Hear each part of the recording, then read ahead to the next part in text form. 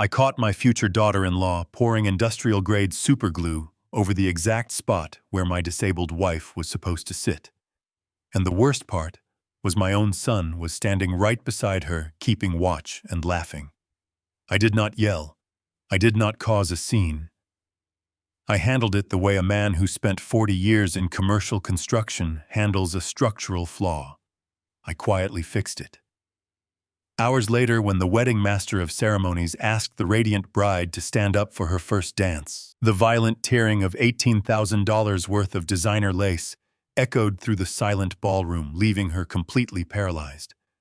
But to understand how my son's perfect wedding turned into a nightmare of his own making, you need to know what happened 2 hours before the ceremony started. I am Victor Langdon. I am 70 years old, and I spent my entire life building a commercial contracting company from the ground up. I know the smell of drywall, the weight of steel, and the exact cost of loyalty. It was a Saturday morning exactly 2 hours before the guests were scheduled to arrive at the most exclusive luxury wedding venue in the city. I was there early because I had just paid $15,000 out of my own pocket to upgrade the ballroom lighting.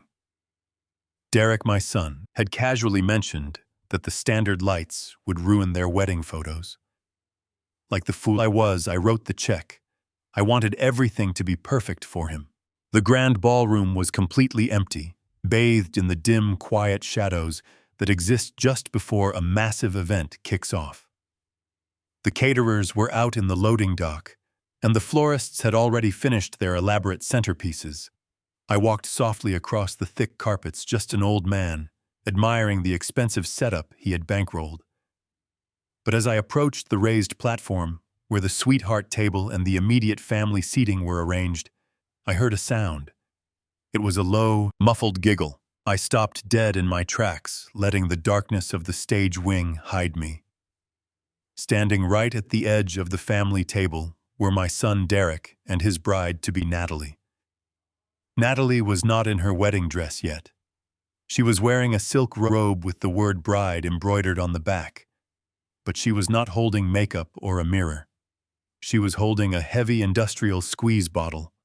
She was leaning over the plush velvet cushioned chair that was explicitly marked with a gold name tag. Catherine, my wife, Derek's mother. Catherine had suffered a mild stroke 8 months ago. She survived, thank God, but her mobility was compromised. She walked with a cane, moved slowly, and had to wear protective adult undergarments because she occasionally lost control of her bladder when she was stressed or strained. It was a humiliating reality for a proud woman, and we kept it a strict family secret. Natalie knew this. Derek knew this. I watched my blood turning to ice as Natalie squeezed a thick, clear gel directly onto the center of Catherine's velvet cushion. She smeared it around, making sure it seeped deep into the fabric fibers. Derek was standing right next to her, glancing over his shoulder toward the main doors. He nudged her arm with his elbow. "Make sure you get the edges," I heard him whisper. "If she shifts around, I want to make sure it holds." Natalie giggled again, a high-pitched, malicious sound. "Do not worry," she replied. "Once she sits on this for a few hours, she is not getting up without leaving half her dignity behind." For a fraction of a second, the father in me wanted to believe I was misunderstanding the situation.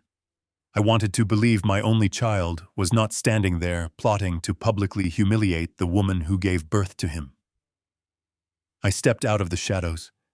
My heavy footsteps echoed against the polished marble floor. "What exactly is going on here?" I asked. My voice was completely flat, devoid of any emotion. Natalie jumped so hard she nearly dropped the bottle. She quickly shoved it behind her back, her eyes wide with sudden panic. Derek spun around. The color drained from his face for a brief moment, but then, with a chilling smoothness I had never seen before, he composed himself. He actually smiled. He stepped right in front of Natalie, blocking my view of her hands. "Dad," he said, letting out an easy, relaxed sigh. "You scared us. We were just fixing a little problem here." I walked up the steps to the platform, stopping 2 feet away from them. I did not look at Natalie. I looked directly into my son's eyes. "Fixing what problem, Derek?" I asked. The cushion on Mom's chair. Derek lied, his voice practically dripping with fake concern. The velvet threading on the seat was coming loose. Natalie noticed it earlier, and she was just using some clear fabric tape to secure it down. You know how Mom struggles to get up and down these days. We were just worried she might trip or slide off the chair if the fabric gave way. We are just looking out for her dad. We want her to be safe today. It was the perfect lie. It sounded caring. It sounded protective. If I were just some clueless old man who spent his life behind a desk, I might have thanked them and walked away with a warm heart. But I was not a man who sat behind a desk. I had spent 40 years on active construction sites, and as I stood there inhaling the air around the table, a very specific, sharp, toxic chemical odor hit the back of my throat. It was not fabric tape. It was not standard craft glue. It was industrial-grade heat-curing polyurethane adhesive. We used it on construction sites to bond heavy materials that were never meant to come apart. When exposed to the heat of a human body, that chemical cures and hardens like concrete. It permanently fuses any porous material it touches. The pieces fell into place with sickening clarity. If Catherine sat on that chair in the $5,000 silk gown I had bought her for this occasion, the dress would literally weld itself to the velvet. They wanted her to sit through the 2-hour dinner. They wanted the glue to cure. And when the music started and she tried to stand up, the chair would come with her. The silk dress would tear entirely off the back of her body. She would fall forward, exposing her protective undergarments to 300 high society guests, investors, and family members. It was not a prank. It was a calculated psychological assassination. And my son was helping. I looked at the dark stains soaking into the velvet. Then I looked back at Derek. He was holding his breath, waiting to see if I bought his story. The urge to grab him by the collar and throw him out of the building was overwhelming. But a deeper, colder instinct took over. If I exploded now, they would just deny it. They would say it was an accident, a misunderstanding, and I would be the crazy old man ruining the wedding. I needed to know why they were doing this. I needed to let them think they were the smartest people in the room. I forced my facial muscles to relax. I let out a heavy, tired sigh, playing the exact role of the naive, exhausted father they thought I was. I appreciate that, son, I said, my voice gentle. Your mother has been so nervous about today. Knowing you two are looking out for her means a lot to me. Derek visibly relaxed. His shoulders dropped and the arrogant smirk returned to the corners of his mouth. Of course, Dad. We love her. We just want today to be perfect. It will be, I replied, turning my back to them. I am going to go check on the lighting crew. You two go get ready. I walked away, feeling their eyes on my back. I could almost hear them celebrating their narrow escape. They thought they had won. They thought the trap was set and waiting for my vulnerable wife. But as I stepped back into the shadows of the hallway, the father who loved his son died, and the contractor who built an empire took over. I was not going to throw that chair away. I was going to give them exactly the wedding they deserved. The heavy oak doors of the grand ballroom swung shut behind me, muting the ambient noise of the venue preparations. But the silence in the hallway offered no comfort.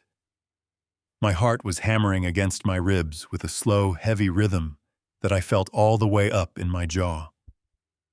I walked down the long, carpeted corridor, my posture perfectly straight, my steps measured and calm. Anyone looking at me would have seen a proud father taking a quiet stroll before his only son's wedding. But beneath the surface, my entire reality had just been fractured. The scent of that thick, clear gel was still burning inside my nostrils. It is funny how memory works. You can forget a name, a date, or a conversation, but a scent locks itself into your brain forever. I did not need to see the label on the bottle Natalie was holding to know exactly what was inside it. The sharp, acrid, mistakably chemical odor that had hung in the air around the sweetheart table was something I had breathed in for decades on commercial construction sites. It was industrial-grade polyurethane adhesive, It is not something you buy in a craft aisle. It is a heavy-duty compound used by contractors to fuse concrete bind steel framing and permanently lock porous materials together. And my son had just looked me dead in the eye and called it fabric tape.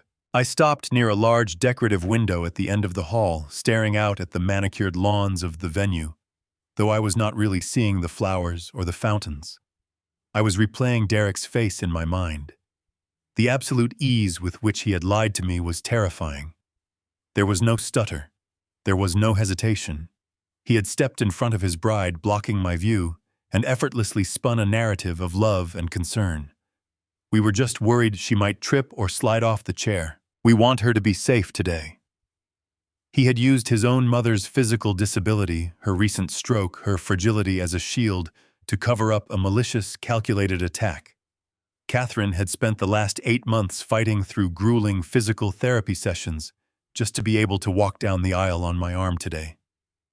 She had cried in our bedroom because she was so terrified of looking weak in front of his new in-laws. Derek knew all of this. He knew about her fears. He knew about her adult protective garments. He knew every single vulnerability she had. And instead of protecting her, he had weaponized those vulnerabilities for a prank so cruel it defied human logic. He had sold me a plausible lie wrapped in fake filial piety, expecting my paternal blind spot to do the rest of the work. But Derek made one fatal miscalculation. He forgot who raised him. He forgot where the money that paid for his elite education, his luxury cars, and this $300,000 wedding actually came from. It did not come from a corporate boardroom. It came from dust, sweat, and raw materials. For 40 years, I ran my commercial contracting company from the dirt up. I know exactly how polyurethane adhesive behaves. When that gel soaks into a porous surface, like the velvet cushioning of a banquet chair, it does not just sit on top. It permeates the fibers. It sinks deep into the threading, and it stays dormant until it is activated by pressure and heat. The moment a human body sits on it, the natural warmth of the skin accelerates the curing process. Within 30 minutes, it becomes incredibly tacky. Within an hour, it hardens. By the time the 2-hour dinner service was over, that adhesive would have turned the velvet cushion and whatever fabric was touching it into a single fused, immovable block of solid matter. It was a chemical trap, perfectly designed, perfectly executed, and waiting patiently for the victim to sit down. My hands balled into tight fists inside my jacket pockets. I could feel my fingernails digging into my palms. The sheer malice required to plan something like this was staggering. They had brought that bottle from outside. They had planned this well in advance. I stood there by the window, forcing myself to visualize exactly what would have happened if I had not decided to come early to check on the lighting rig. I imagined Catherine looking beautiful and fragile in the custom $5,000 silk gown I had purchased for her, lowering herself onto that chair. She would have smiled through the pain in her joints. She would have eaten her dinner completely unaware of the chemical reaction happening beneath her. She would have clapped for the speeches. And then the master of ceremonies would have called for the family dances. Catherine would have grabbed her cane. She would have pushed down on the armrests, using all her limited upper body strength to stand up. But her body would not move. The silk of her dress would be cemented to the chair. Panicking, feeling the eyes of 300 guests on her, she would have pushed harder. The delicate silk would have offered zero resistance against the cured polyurethane. It would have ripped violently, shredding away from her body, leaving the back of her dress completely destroyed and firmly attached to the seat. She would have fallen forward, exposed, humiliated, and stripped of her dignity in front of the city's elite. And Derek and Natalie would have been sitting right next to her, probably holding their phones, recording her degradation under the guise of trying to help her up. The thought of my wife crying on the floor of a ballroom, while her son recorded her humiliation, made a cold, dark resolve settle over my mind. The shock was completely gone now. The grief of realizing my son was a monster had evaporated, replaced by a crystalline mechanical focus. I am a builder. When I find a rotten beam in a house, I do not cry over it. I cut it out and I replace it. My son had just proven that he was structurally compromised. He was rotten to his very core. I glanced at my watch. It was still early. The bridal party was scheduled to move to the outdoor gardens for their pre-wedding photographs in exactly 10 minutes. The ballroom would be entirely deserted again. I stepped away from the window and quietly opened the door to a small utility closet near the service elevators. I stepped inside, pulling the door shut, until only a tiny crack remained, allowing me to see the main hallway. I stood in the dark, breathing slowly, waiting for the perpetrators to leave the scene of their crime. 10 minutes later, I heard the loud, obnoxious laughter of Natalie echoing down the hall. I watched through the crack as she and Derek walked past, holding hands, heading out to the gardens to smile for the cameras. They looked so happy. They looked so proud of themselves. I waited until their voices completely faded away into the distance. Then I pushed the utility door open. I smoothed down the lapels of my suit jacket. I walked back toward the heavy oak doors of the grand ballroom. It was time to conduct a little structural test of my own. I needed to know exactly how fast that adhesive was curing. The shredded linen hung from my trembling fingers. I stared at the ruined fabric, my mind racing to comprehend the sheer magnitude of their cruelty. Derek and Natalie had planned this with meticulous precision. They had selected this specific velvet chair, knowing full well what would happen when my wife sat down. Catherine had spent the last 6 months fighting her way back from the stroke. She endured hours of painful physical therapy just to be able to walk into this ballroom tonight. She was terrified of being seen in her vulnerable state, but she trusted our family completely. I had bought her a beautiful custom silk gown, hoping to make her feel like the queen she truly was today and every day moving forward. My own son and his wife wanted to turn her into a public spectacle. They wanted the fabric to fuse with the seat. They wanted her dress to rip away when she stood up for the toast. They wanted 300 high society guests to see the protective undergarments she was forced to wear. The disgust churning in my stomach solidified into a cold, calculated rage. I refused to simply throw the chair away or cancel the event. I was going to give them exactly what they ordered, but with a twist they would never anticipate. I pulled out my phone and called Marcus, my trusted estate manager. He answered on the very first ring, sensing the quiet urgency in my strained voice right away. Marcus arrived at this ballroom through the service doors within 5 minutes. I showed him the torn napkin and pointed to the velvet chair reserved for Catherine. His jaw clenched as he realized the malicious trap that had been set. I gave him clear instructions on what needed to happen before the event officially began. We moved swiftly and silently, lifting the treated chair from the head table with extreme caution. We swapped it with the matching chair designated for Natalie, ensuring the placement looked entirely undisturbed. Then I ordered Marcus to retrieve another identical chair from the storage room and apply the exact same industrial adhesive to the seat where Derek would soon sit. The trap was now reset for the true villains instead. With the seating arrangement secretly altered, I returned to the main hallway to greet my wife. Catherine looked absolutely radiant in her flowing silk gown, though her hands trembled slightly as she held onto her cane. I kissed her cheek, whispering words of encouragement to soothe her frayed nerves. Derek and Natalie emerged from their private photo shoot, plastering wide, fake smiles across their faces. They rushed over to compliment Catherine, their voices dripping with an artificial sweetness that made my blood boil. I watched them carefully, noting the sly glances they exchanged when they thought I was not paying attention. They believed their cruel plan was securely in motion, completely unaware of their impending catastrophic downfall that would soon unfold before the entire crowd tonight. The ballroom doors finally opened, welcoming the elite members of our high society circle. The room filled with the sound of clinking champagne glasses and polite chatter. I guided Catherine to the head table, pulling out her chair with gentle care. She sat down gracefully, the silk of her gown settling smoothly against the pristine velvet upholstery.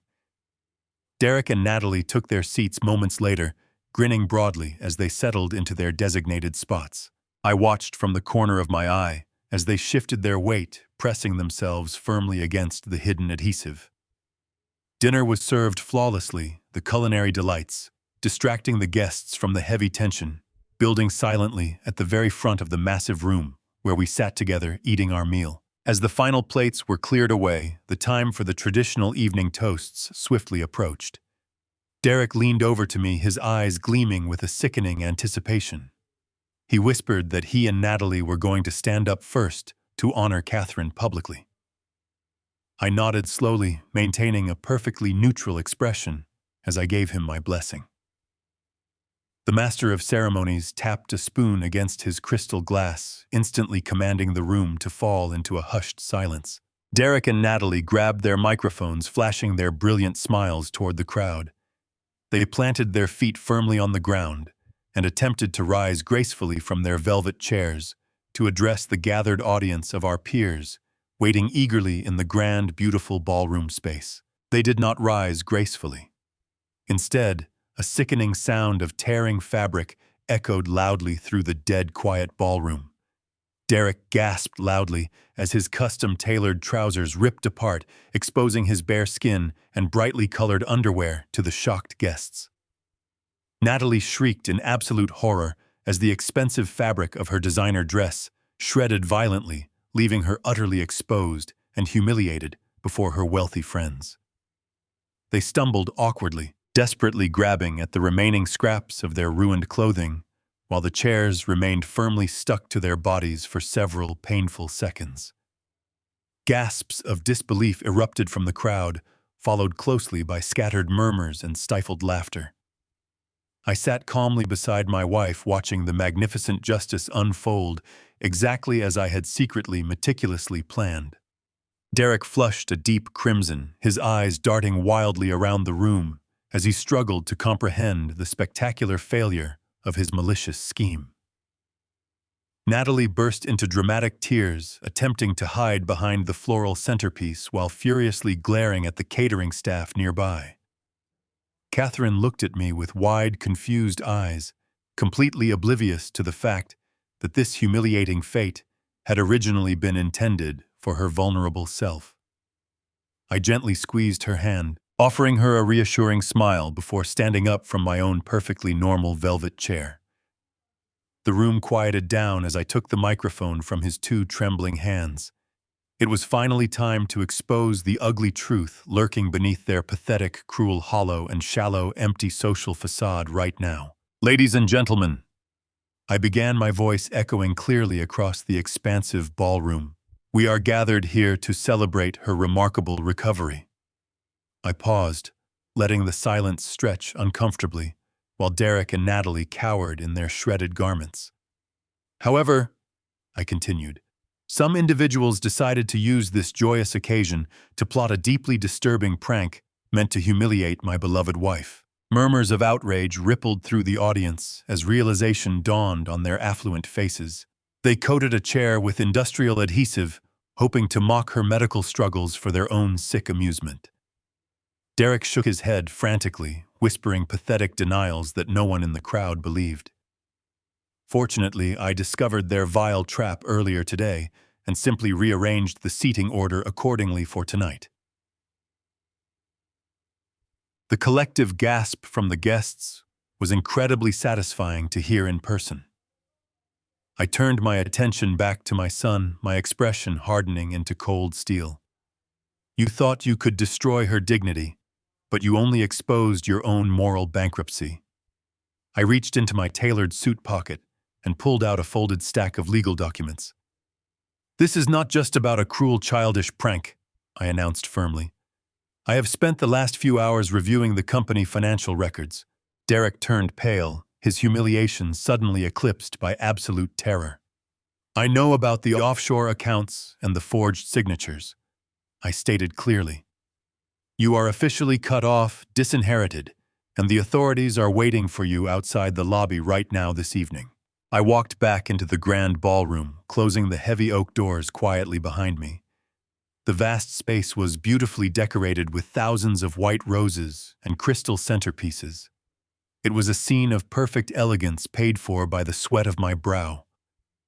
Yet as I approached the raised platform where the head table sat, all I could see was the ugliness hiding in plain sight. I stopped in front of the two velvet chairs. They were identical in every physical way. They shared the same carved mahogany legs, the same curved backrests, and the same plush velvet cushions. The only distinguishing feature was the small gold-plated name tag resting on the table in front of each seat. One tag read Catherine, the other read Natalie. I reached into my tailored suit pants and pulled out the heavy-duty folding knife I carried every day. A man who spends his life on construction sites never travels without a good blade. I crouched beside my wife's designated chair, feeling the 4 steel bolts holding the velvet cushion firmly in place. They were standard hexagonal screws, nothing a seasoned contractor could not handle with leverage and brute force. I snapped the blade open, lodging the thick steel flathead edge into the first bolt. I applied steady pressure, twisting my wrist until the metal gave way with a soft click. Within 2 minutes, I completely unfastened the velvet cushion soaked in the invisible curing polyurethane adhesive. I lifted the toxic cushion away from the wooden frame, careful not to let my hands touch the affected fabric. I set it gently on the carpeted floor. I then moved over to the identical chair designated for my future daughter-in-law. I knelt down and repeated the exact same process, unscrewing the 4 bolts holding Natalie's pristine cushion in place. I lifted her clean cushion and carried it over to Catherine's chair frame. I aligned the screw holes, perfectly sliding the bolts back into place and tightening them down with the edge of my knife until the seat was absolutely secure. My wife would now sit on a perfectly safe cushion. She would eat her meal in comfort, protected from the malicious trap my son helped lay for her. I picked up the adhesive-soaked cushion, carried it to the bride's chair frame, and fastened it down securely. Natalie's seat was now the trap. She would be sitting on the exact chemical snare she eagerly prepared for a recovering woman. I stood up, closed my knife, and slipped it into my pocket. The chairs looked completely untouched. No one would ever suspect a thing. But as I stared at the swapped cushions, a cold, unsettling thought began to gnaw at the back of my mind. The immediate danger to my wife was neutralized, but the underlying threat remained entirely unresolved. I crossed my arms, looking at the empty ballroom. Normal people do not commit acts of extreme, calculated cruelty just for a cheap laugh. There is always a deeper, darker motive driving this kind of sociopathic behavior. Derek was arrogant, yes, but he was also incredibly protective of his public image. He would never risk causing a massive, humiliating scene at his own highly publicized, expensive wedding, unless there was a significant payoff waiting for him at the end of the night. So, why did they want to humiliate Catherine so badly? Why did they want to expose her medical vulnerabilities to 300 of the most influential people in the city? What could they possibly gain from parading her weakness in front of our investors, our friends, and our colleagues? The realization hit me like a physical blow to the chest. They needed an audience. They needed witnesses. They wanted everyone in our social and professional circle to see my wife fail, to see her lose control, to view her as an incompetent, broken woman. This was absolutely not a prank. This was a carefully orchestrated stage play, and they needed documentation to make their narrative stick. If they were plotting something that massive, I needed concrete evidence. I needed to capture their true intentions on record. I turned on my heel and walked briskly out of the ballroom, navigating the maze of back hallways until I reached the service exit. I pushed the heavy metal door open and stepped out directly into the bright, warm afternoon sunlight. I walked swiftly across the asphalt parking lot toward my heavy-duty pickup truck. I unlocked the door, climbed inside, and opened the locked center console. Inside, resting next to my measuring tapes and blueprints, was a rugged voice-activated job site dictaphone. It was a heavy, durable piece of equipment I used to record verbal contracts, supply orders, and architectural disputes on loud construction sites. It had a highly sensitive microphone designed to pick up voices over the sound of heavy machinery and a battery life that could easily last for 48 straight hours. I grabbed the dictaphone, along with a fresh roll of heavy-duty black masking tape from my crowded glove compartment. I locked my truck and walked quickly back into the venue, slipping through the service doors unnoticed by the catering staff who were busy unloading crates of champagne. I returned to the grand ballroom and walked straight up to the sweetheart table. The table was draped in thick, cascading white linen that reached all the way down to the floor, providing the perfect cover. I crawled under the table, finding myself in a small, dark, enclosed space right beneath where Derek and Natalie would sit for the entire evening. I switched the dictaphone on, verifying that the small red recording light was blinking steadily. I ripped off 3 very long strips of the black masking tape. I pressed the dictaphone firmly against the wooden underside of the table, taping it down securely so it would not fall or vibrate during the dinner service. The microphone was positioned perfectly, just inches away from where their laps would be. It would cleanly pick up every single whisper, every malicious giggle, and every dirty secret they shared, while they anxiously waited for the adhesive to cure. I crawled out from under the table, brushing the invisible dust from the knees of my tailored trousers. I stood alone in the center of the magnificent room, silently staring at the hidden trap I had just finalized. The physical danger was handled, and the audio surveillance was active. Yet my sharp paternal intuition, honed over 70 long years of surviving. Both cutthroat business and fatherhood screamed that I was still missing a crucial piece of the complex puzzle. An audio recording would capture their immediate reactions and vile conversations during the reception, but it would not reveal the foundational blueprint of their entire scheme. I needed to know exactly how they planned to leverage Catherine's public humiliation. I needed to see their absolute end game. People who scheme together inevitably leave a digital trail of their toxic ambitions behind them. They text, they email, they document their greed. I looked up toward the grand staircase leading to the private bridal suites on the 2nd floor. Derek and Natalie were currently outside taking lengthy professional photographs in the venue's manicured gardens, foolishly leaving their valuable personal belongings completely unguarded and unattended in their respective dressing rooms. My son was confident, entitled, and devastatingly careless. It was time to exploit that carelessness, to uncover the complete truth. I left the grand ballroom behind me and walked toward the sweeping marble staircase located at the far end of the lavish venue foyer. The catering staff was very busy rushing quickly through the kitchen doors. None of them paid attention to the elderly man in the tailored suit making his way up to the 2nd floor. The upper level was dedicated to the private bridal suites. I walked down the carpeted hallway, passing closed doors, until I found the one marked with a small brass plaque that read, "Groom." I pushed the heavy wooden door open and stepped inside. The room was exactly what I expected from my son. It smelled heavily of expensive designer cologne and spilled dark liquor. Empty crystal tumblers were scattered across the mahogany coffee table, surrounded by discarded garment bags. It was a scene of arrogant celebration. I stood quietly and closed the door firmly behind me, ensuring the lock clicked into place. My eyes scanned the messy room, moving past the leather sofas until they landed on a sleek glass desk near the window. Resting right in the center of the desk, completely unattended, was Derek's silver tablet device. I walked over to the desk and stared down at the screen. My heart was beating with a steady, rhythmic thud. I reached out and tapped the glass surface. The screen flared to life, displaying a smiling photograph of Derek and Natalie. Below their faces was a numerical keypad, demanding a 4-digit security code. Derek never changed his passwords unless forced to. I typed in his birth year. The screen shook, rejecting the attempt. I typed in Natalie's birth year. Another rejection. I paused, letting out a quiet breath. I typed in the year my wife was born. The screen unlocked instantly. A bitter wave of irony washed over me as the home screen populated.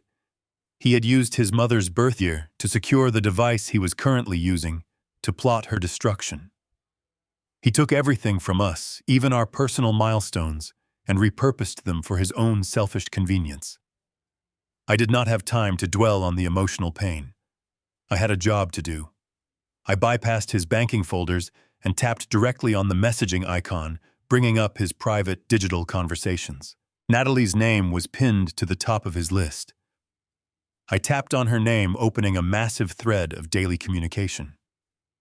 I did not scroll through their wedding planning details. Instead, I tapped the search bar and typed in Catherine. The screen buffered before highlighting dozens of messages. I scrolled back to a conversation dated 3 weeks ago, right around the time the seating chart was finalized. I began to read their private words, and the remaining paternal affection I held for my son bled out of my chest. They did not talk about my wife like she was a human being. They talked about her like she was a heavy burden. Natalie complained endlessly about how Catherine's wheelchair would ruin the aesthetic of the wedding photographs. Derek agreed, whining about spending money on accessible transportation.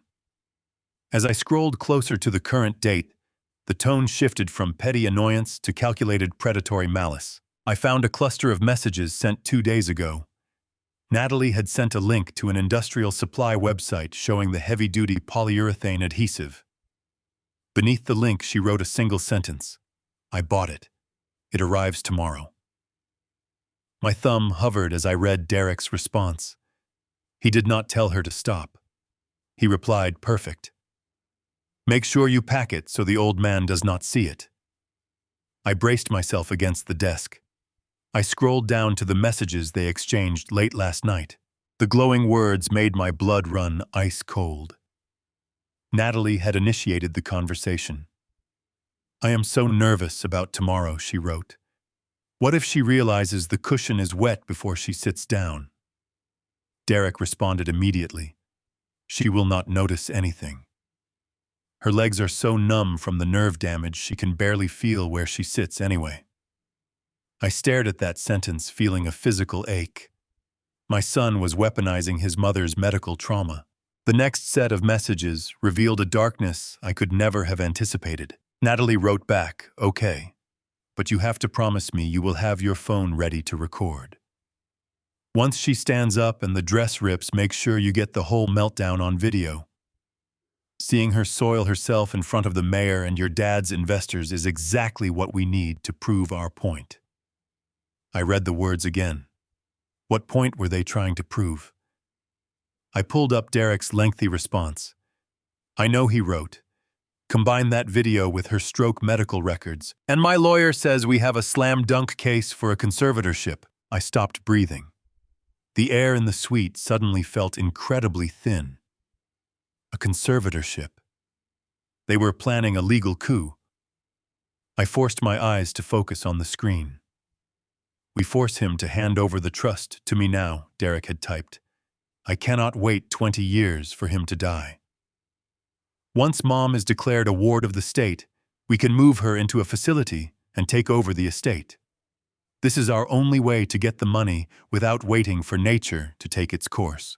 I set the tablet down on the glass desk, pulling my hands away from it, as if the cold metal burned my skin. The sheer magnitude of their calculated betrayal was absolutely incomprehensible to me. They were actively trying to manufacture a highly public medical crisis just to strip us of our fundamental legal rights. They wanted to humiliate my beloved Catherine so profoundly that I would be left completely emotionally destroyed, leaving them a completely clear and unopposed path to seize total control of the massive financial empire I had spent 4 long, grueling decades building from nothing. I stood completely alone in the quiet room, listening closely to the muffled, distant sounds of the wedding preparations continuing downstairs. He viewed my poor wife's devastating illness not as a family tragedy, but as a highly convenient legal loophole to exploit. Every single smile, every warm hug, and every fake expression of gratitude he had ever given me had been a carefully calculated lie. It was all simply designed to keep me perfectly complacent, while he secretly sharpened the long knife he planned to bury deeply in my back. I looked at the glowing screen one last time, making absolutely sure I memorized every single one of his brutal, unforgiving words. I did not cry. I did not shout. Men who survive the ruthless world of commercial contracting do not waste energy on useless emotional outbursts. We assess the damage, reinforce our positions, and demolish the compromised structures without mercy.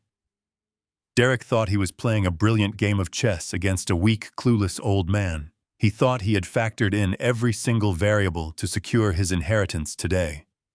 But he completely forgot that I owned the board, I owned the pieces, and I wrote the rules. I picked up the tablet once again, my hands completely steady now, and navigated quickly away from the messages into his primary email application.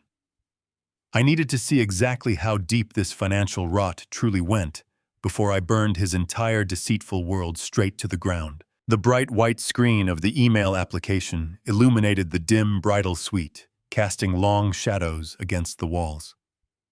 My finger hovered over the digital keyboard.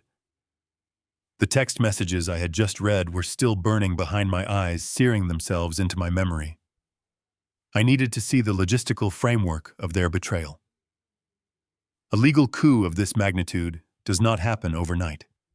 It requires planning, documentation, and the complicit guidance of an attorney who is willing to operate in the gray areas of the law. I tapped the search bar at the top of the screen and typed the word conservatorship. The system buffered for a fraction of a second before a long list of email threads populated the screen. The sheer number of results made my stomach turn. This was not a passing thought or a sudden temptation. This was a dedicated long-term project. I opened the most recent email dated just 3 days ago. It was sent to a private attorney I did not recognize, a man operating out of a boutique firm downtown. The subject line read, "Final medical strategy and venue preparation." I took a slow, steady breath and began to read the clinical, detached words my son had used to describe the woman who had nurtured him, protected him, and loved him unconditionally for his entire life. Derek had constructed a completely fabricated narrative regarding the recovery of Catherine from her stroke. He wrote paragraph after paragraph describing her as hopelessly confused, physically deteriorating, and entirely incapable of managing her own basic human needs. He deliberately twisted her moments of fatigue into episodes of severe cognitive decline. He painted me as a stubborn, grieving husband who was in deep denial about the mental state of his wife, claiming I was becoming increasingly erratic and emotionally unstable. The email included an attached file containing the most private medical records of Catherine. Derek had somehow managed to siphon her charts, her physical therapy evaluations, and her prescription lists without our knowledge. He was building a comprehensive dossier designed to strip us of our basic human rights. I scrolled down to the response from the attorney.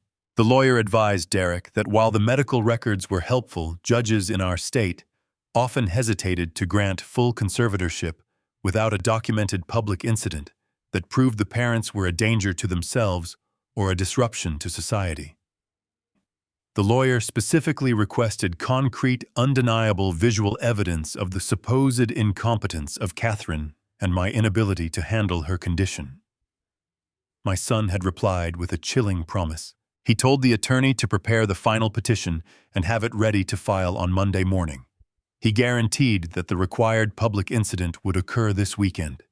He wrote that the entire city would bear witness to our downfall. I scrolled further down the email chain, my vision blurring slightly, at the sheer malice radiating from the screen. Derek had forwarded the attorney a series of attached image files. I tapped the first image and the screen expanded to show a screenshot of a text message conversation between him and Natalie.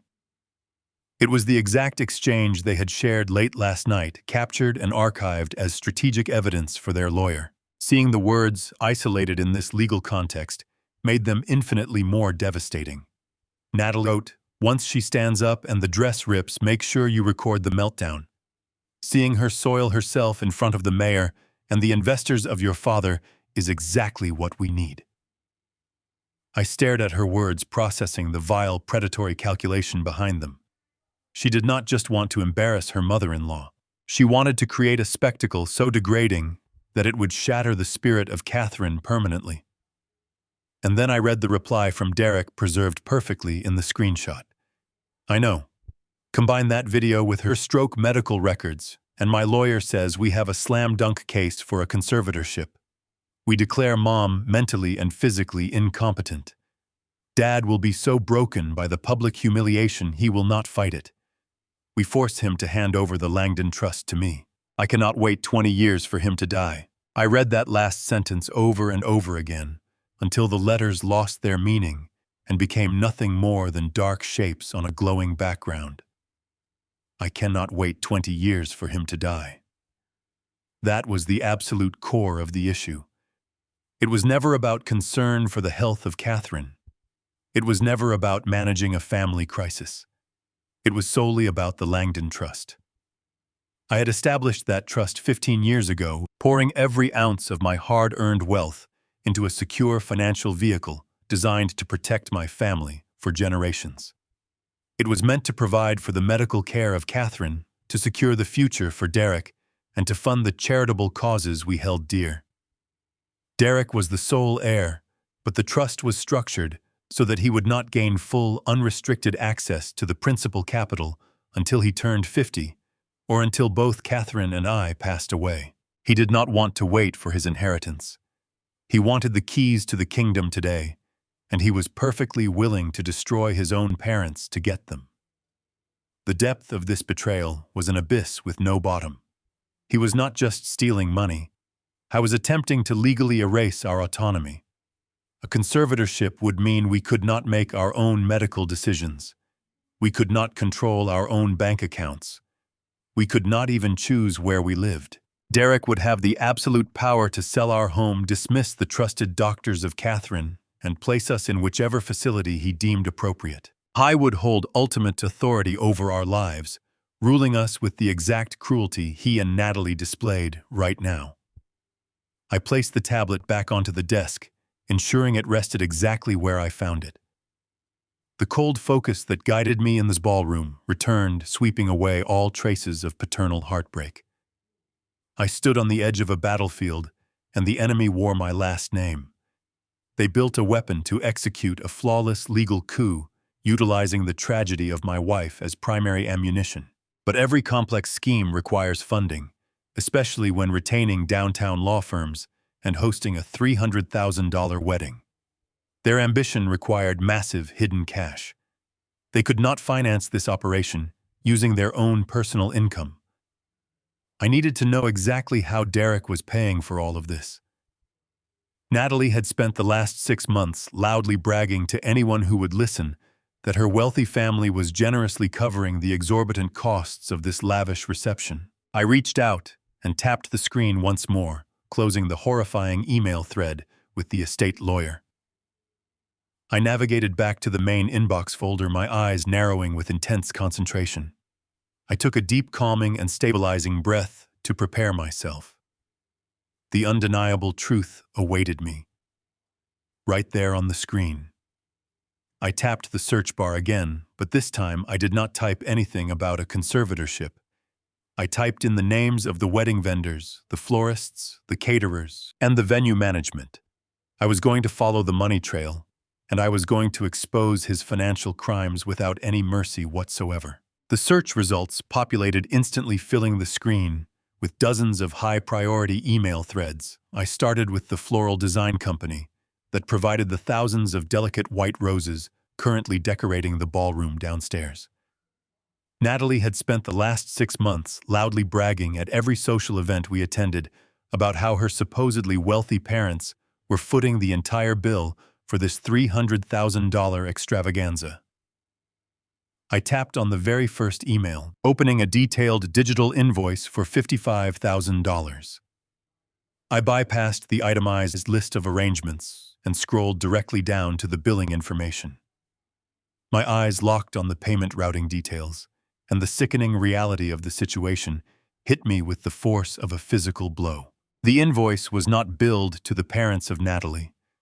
It was not billed to any personal account associated with her family. The payment was billed directly to Langdon Commercial Contracting, my company. I closed the floral invoice and immediately opened the billing thread for the luxury catering service. The total cost for the gourmet dinner and the open bar was $84,000. I scrolled down to the bottom of the page. Once again, the invoice was billed directly to my commercial construction company. I opened the receipts for the venue rental, the live jazz band, and the custom wedding cake. Every single massive expense associated with this lavish wedding was being systematically drained straight out of my corporate operational accounts. I sat down heavily in the leather chair, positioned behind the glass desk, feeling a cold, unfamiliar numbness spreading through my chest. Derek was the vice president of regional operations for my company. I had given him that title because I believed he was finally ready to take on the responsibility of managing our large-scale commercial developments. I granted him high-level clearance to authorize material purchases and manage the budgets for our active construction sites. He had taken that profound professional trust and used it to orchestrate a massive, coordinated theft. I needed to see exactly how he was hiding these exorbitant luxury expenses from my accounting department. I navigated away from his personal inbox and logged directly into his corporate email application, pulling up his approved project budgets for the current fiscal quarter. The sheer audacity of his scheme was absolutely breathtaking. Derek had officially registered a completely fabricated commercial project in our corporate system. He had created a fraudulent portfolio for a massive industrial warehouse development supposedly located on the far west side of the city. He was systematically routing all of the luxury wedding expenses through this fake project by intentionally mislabeling the vendor invoices as routine construction costs. The $55,000 floral arrangement bill was officially coded in our ledger as heavy-duty soil stabilization and commercial landscaping. The $84,000 catering bill was fraudulently expensed as long-term rentals for specialized excavation machinery. He had even managed to expense the $18,000 custom silk and lace wedding gown Natalie was currently wearing by classifying it as high-grade industrial steel scaffolding. He was mocking me. He was mocking the company I had spent 4 decades bleeding for. The truth about the family of Natalie was now glaringly obvious. They were not wealthy socialites from old money. They were completely broke. They were pathetic frauds who wanted to project an image of extreme wealth without having a single dollar to their name. Derek was so desperate to impress this manipulative woman and her pretentious parents that he was willing to commit massive corporate fraud to buy their approval. He was stealing hundreds of thousands of dollars from my business to finance a fake lifestyle for a woman who was actively plotting to destroy the life of his own mother. He was literally paying for the very event where they planned to publicly humiliate my disabled wife. This was no longer just a heartbreaking story about a deeply ungrateful son taking advantage of his wealthy father. This was not a simple family dispute over a spoiled child borrowing money without permission. This was a severe, calculated, and highly organized financial crime. Derek was committing felony embezzlement on a massive corporate scale. By routing these fake invoices through my business, he was artificially inflating our operational expenses, which directly impacted our corporate tax filings. He was putting my entire contracting empire at extreme risk of federal tax evasion charges, severe financial penalties, and potentially devastating government audits. He was actively jeopardizing the livelihoods of the 300 hardworking men and women who relied on my company to feed their own families every single week. I thought about the loyal foremen, the dedicated bricklayers, and the exhausted project managers who spent 12 hours a day to ensure our building projects were completed on time. They worked tirelessly to build a solid reputation for Langdon commercial contracting. Derek was sitting in an air-conditioned office casually signing away their hard-earned profits to pay for imported champagne and out-of-season white roses. The level of disrespect he showed toward the very foundation of our family wealth was utterly unforgivable. I stared at the glowing screen of the tablet, watching the digital evidence of his felony crimes staring back at me. Any lingering trace of paternal hesitation, any small, desperate hope that my son could somehow be saved or redeemed, completely evaporated into the cold air of the bridal suite. When you build structures for a living, you learn very quickly that you cannot compromise with a cracked foundation. You cannot negotiate with rot.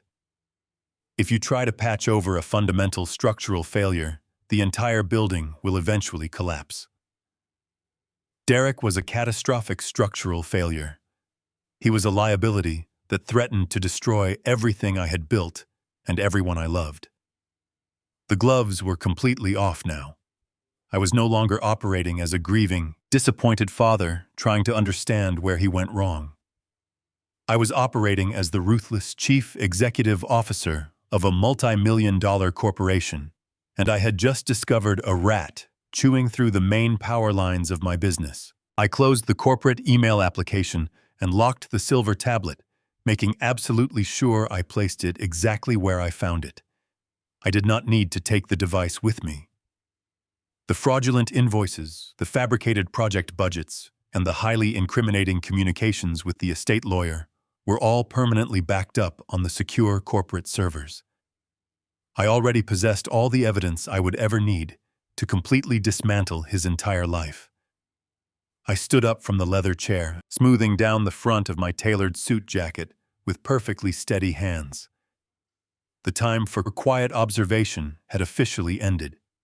It was time to begin the demolition phase of this project. I turned away from the desk and walked slowly toward the heavy wooden door of the bridal suite.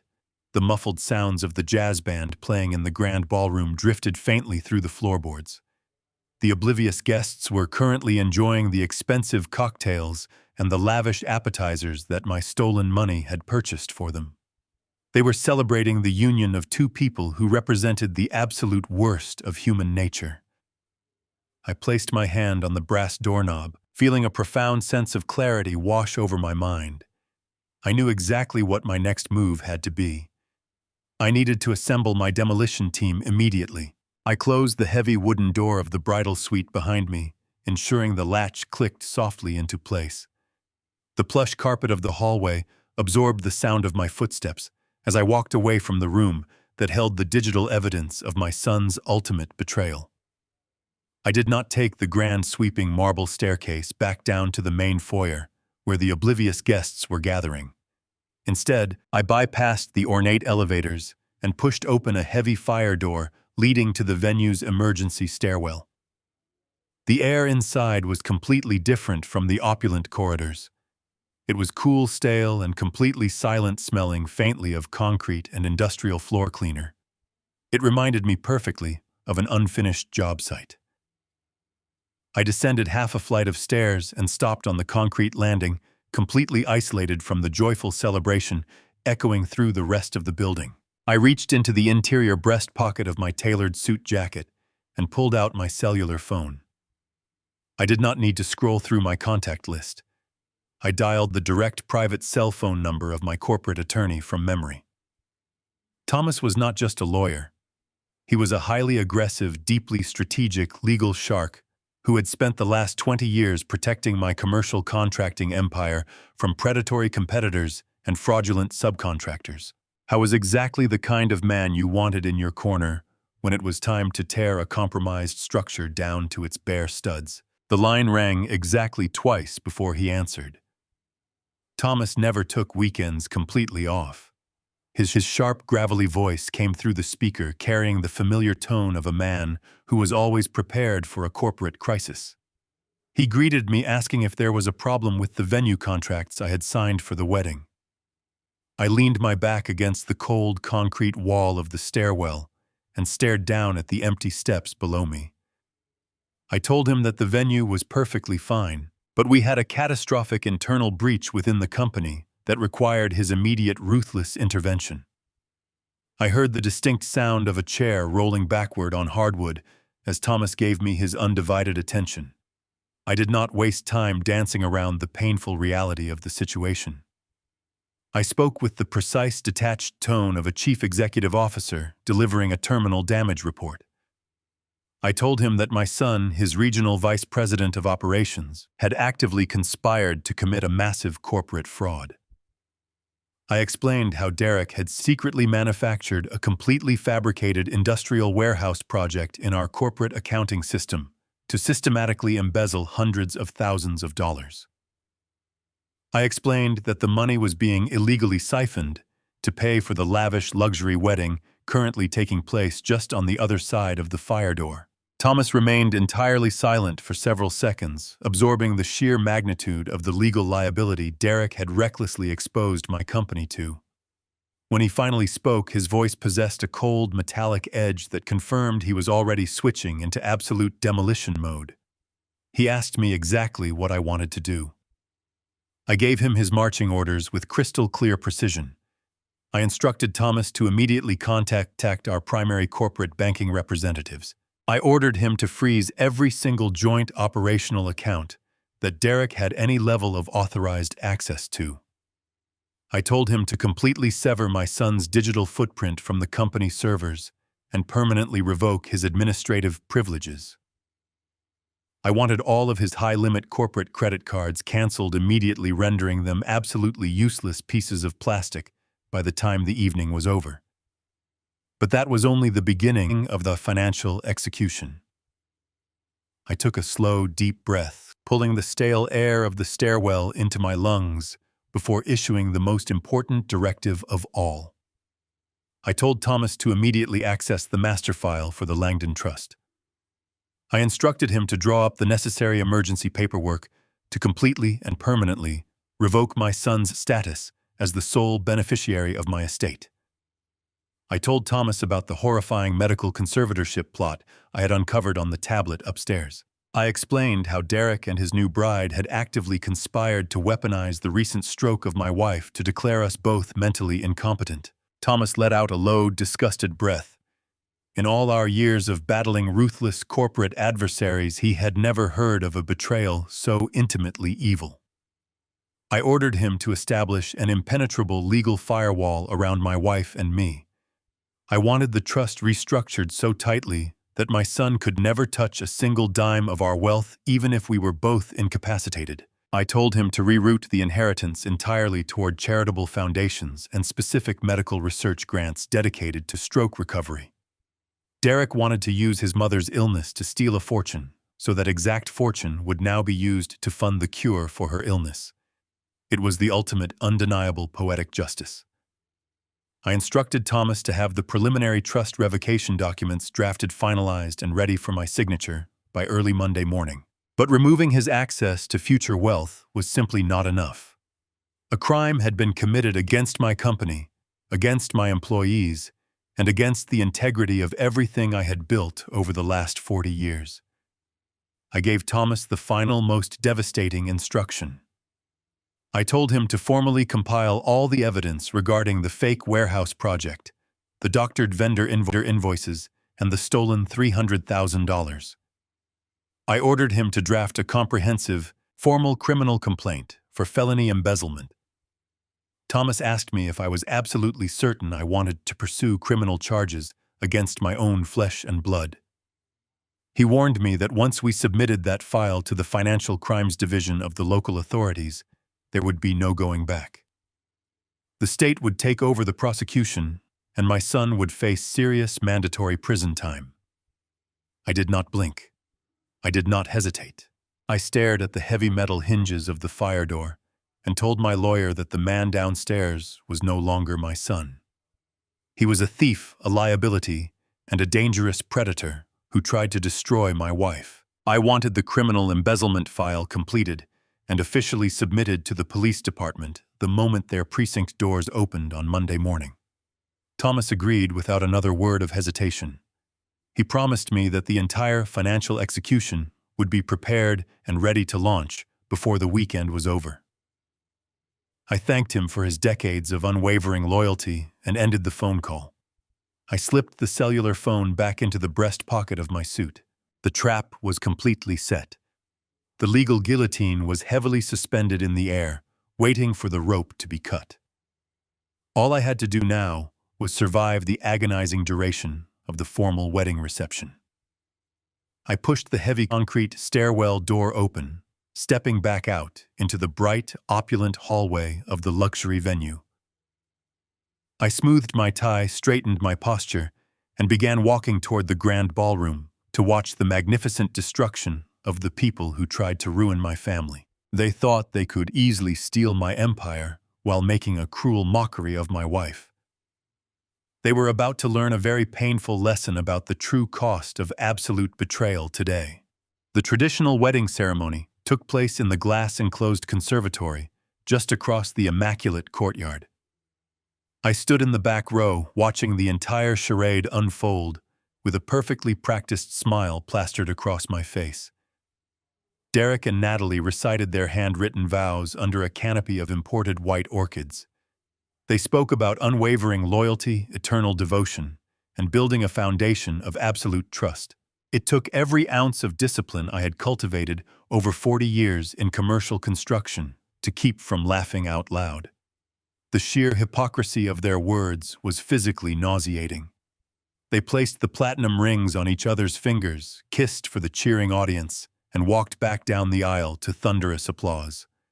I clapped right along with the rest of the 300 oblivious guests. No one in that sunlit room had any idea that they were applauding a pair of ruthless corporate embezzlers. They did not know they were celebrating a couple who had actively conspired to emotionally destroy the fragile woman currently holding tightly to my left arm. As the classical string quartet concluded their final song, the massive crowd began a slow, elegant migration toward the grand ballroom for the evening reception. I guided Catherine through the bustling courtyard, keeping my pace slow and deliberate to accommodate her limited mobility.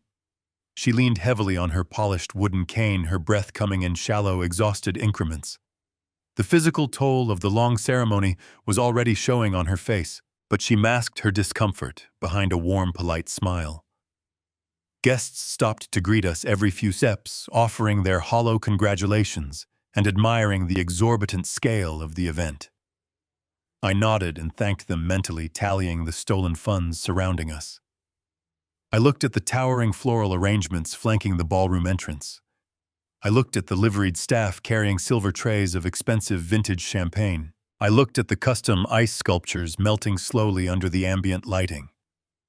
My money had bought every single piece of this manufactured fairy tale.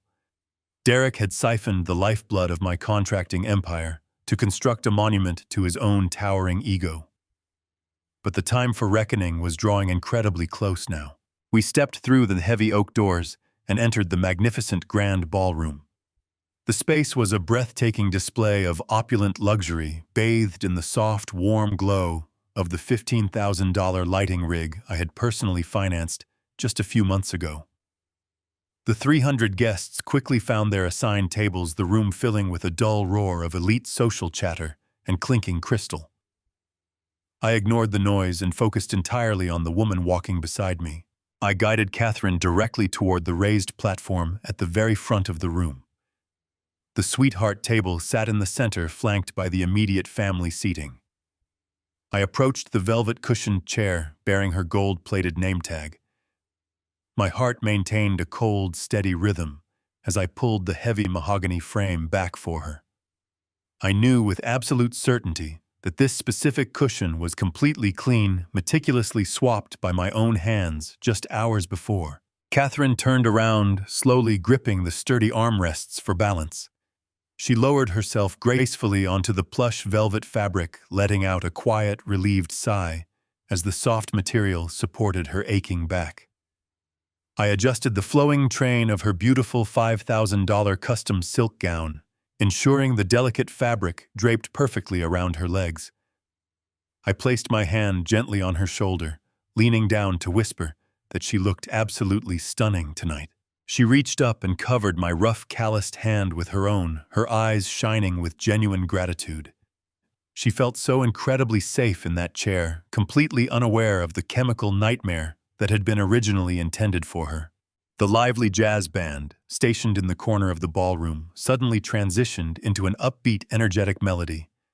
The master of ceremonies stepped up to the microphone, his booming voice cutting through the ambient noise of the crowd. He enthusiastically asked the 300 seated guests to rise to their feet and welcome the new husband and wife. The grand double doors at the back of the room swung open dramatically. Derek and Natalie made their highly anticipated grand entrance, stepping into the sweeping spotlight to a deafening wave of applause and joyful cheering. Natalie looked like a flawless magazine cover model, beaming triumphantly as she waved to the wealthy audience. She was wearing a breathtaking custom-fitted Vera Wang bridal gown made of the finest imported Chantilly lace and cascading silk tulle. It was an $18,000 masterpiece of high-fashion design, and every single thread of that magnificent dress had been paid for by the fraudulent warehouse invoices Derek had buried in my corporate accounting ledgers. She was literally wearing the tangible evidence of my son's felony embezzlement. They walked confidently across the polished marble dance floor, basking in the stolen luxury that surrounded them on all sides.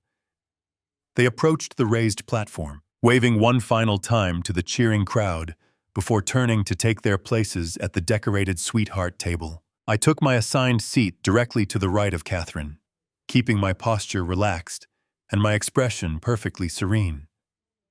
I watched closely as Natalie approached her designated chair. The chair with the matching velvet cushion. The chair that was currently soaked deep to its core with industrial-grade heat-curing polyurethane adhesive. She grabbed the sides of her heavy, voluminous Vera Wang gown, lifting the delicate layers of expensive lace to avoid tripping. She smiled brightly for the designated wedding videographer, standing nearby, completely oblivious to the rugged dictaphone, secretly taping every word from directly beneath her. With a graceful, practiced movement, she lowered herself down. Her body weight pressed firmly into the thick velvet cushion. The trap was officially sprung. The chemical snare had successfully captured its intended prey. As soon as she settled into the seat, the mask of the radiant, joyful bride slipped for a fraction of a second. Natalie turned her head slightly, her gaze snapping directly toward Catherine. It was a venomous, predatory, and deeply expectant glare. She was looking at my wife like a butcher looks at a lamb eagerly waiting for the inevitable slaughter. She was mentally counting down the minutes until her vicious, humiliating spectacle would finally unfold.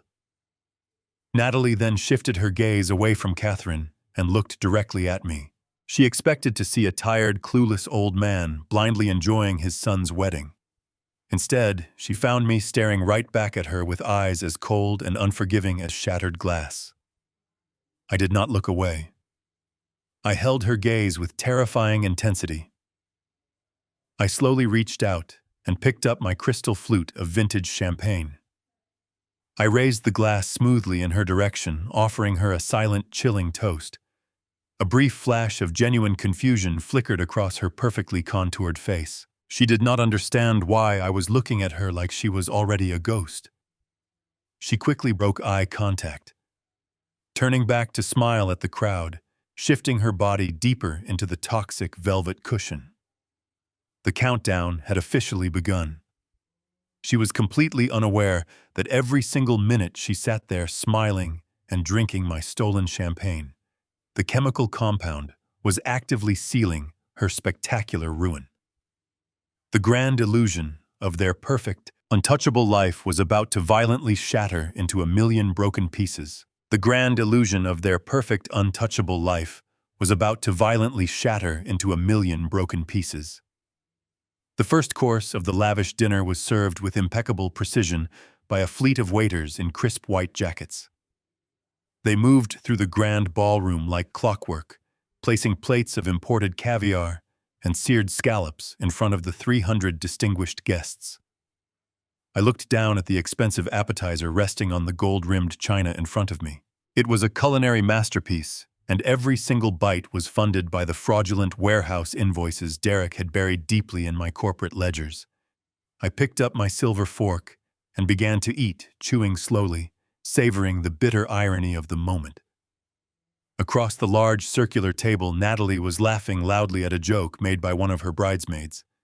She leaned back heavily into her chair, pressing the intricate layers of her $18,000 Vera Wang gown firmly against the plush velvet cushion. She had absolutely no idea that a silent, invisible chemical reaction had already begun directly beneath her. Industrial grade, polyurethane, adhesive is an incredibly resilient compound. It is designed to withstand extreme weather conditions, heavy machinery vibrations, and the brutal wear and tear of active commercial construction sites. But its most dangerous property is how it cures. It requires a catalyst to transition from a thick, tacky gel into an immovable, solid block of concrete. That catalyst is heat. As Natalie sat there enjoying her stolen luxury, the natural warmth radiating from her body passed through the delicate silk tulle and chantilly lace of her expensive dress. That body heat seeped directly into the velvet cushion, activating the dormant adhesive I had swapped into her designated spot. I watched her take a quick sip of her champagne, shifting her weight slightly to the left. The microscopic fibers of her designer gown were already fusing permanently with the thick, toxic gel. An hour slowly ticked by. The second course of filet mignon and roasted asparagus was cleared away, replaced by towering silver trays of artisan desserts. I maintained polite conversation with the wealthy investors seated at the adjacent tables, projecting the image of a proud, relaxed patriarch. Beside me, Catherine was enjoying her evening immensely.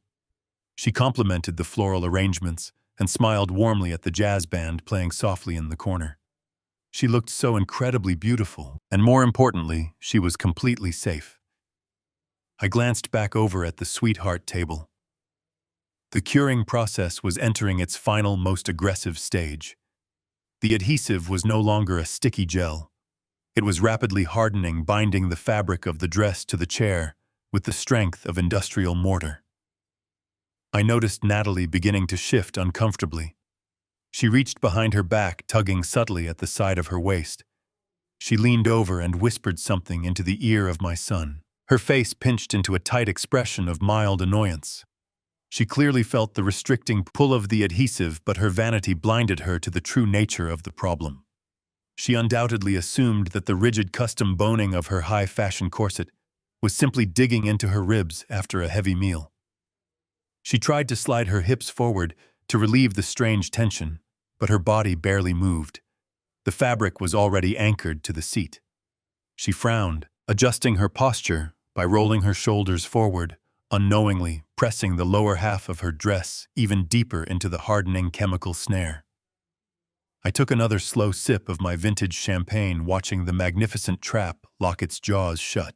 The ambient chatter of the grand ballroom began to fade as the master of ceremonies stepped back up to the microphone. He tapped his crystal glass, signaling the formal conclusion of the dinner service. The time for the traditional wedding speeches had officially arrived. The room fell into a respectful, hushed silence. Derek pushed his chair back and stood up. He grabbed the wireless microphone and stepped confidently to the front of the raised platform. He looked out over the sea of 300 elite guests, projecting an aura of absolute authority and responsible maturity. He was a phenomenal actor, a man who could lie with such profound sincerity that it genuinely terrified me to witness it in person.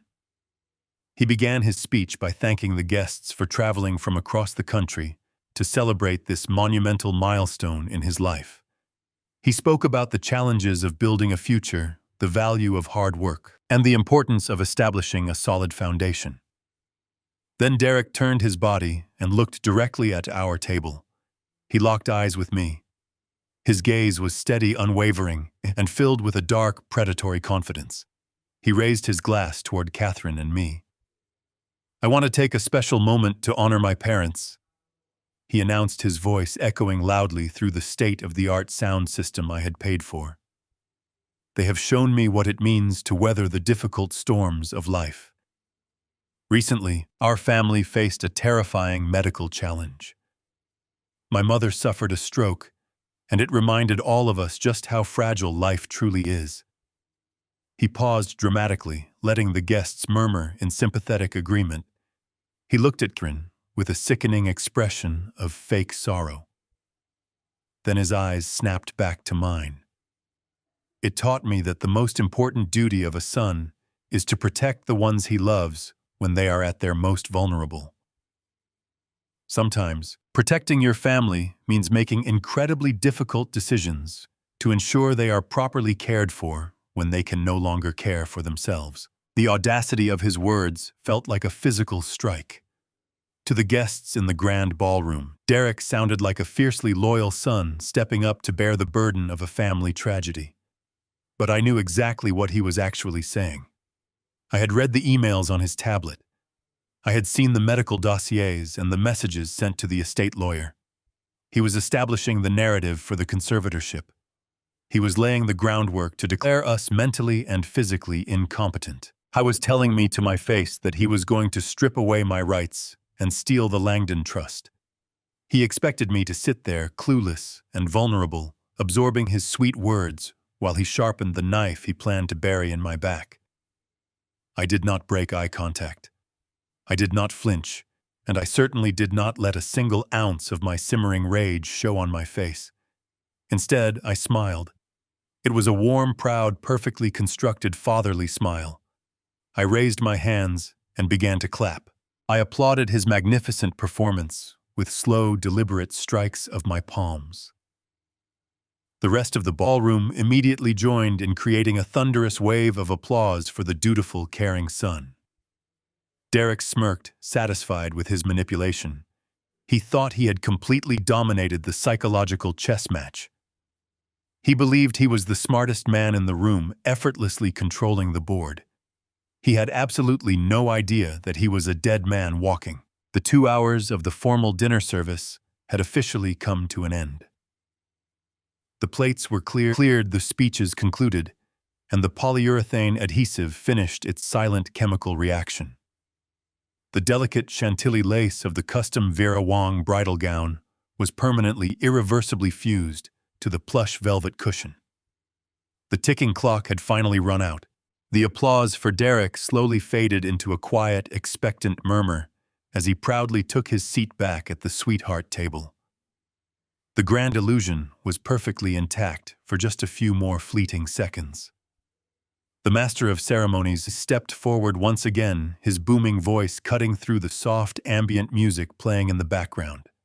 He invited the guests to turn their attention back to the center of the room. It was time for the bride and groom to share their very first dance as husband and wife.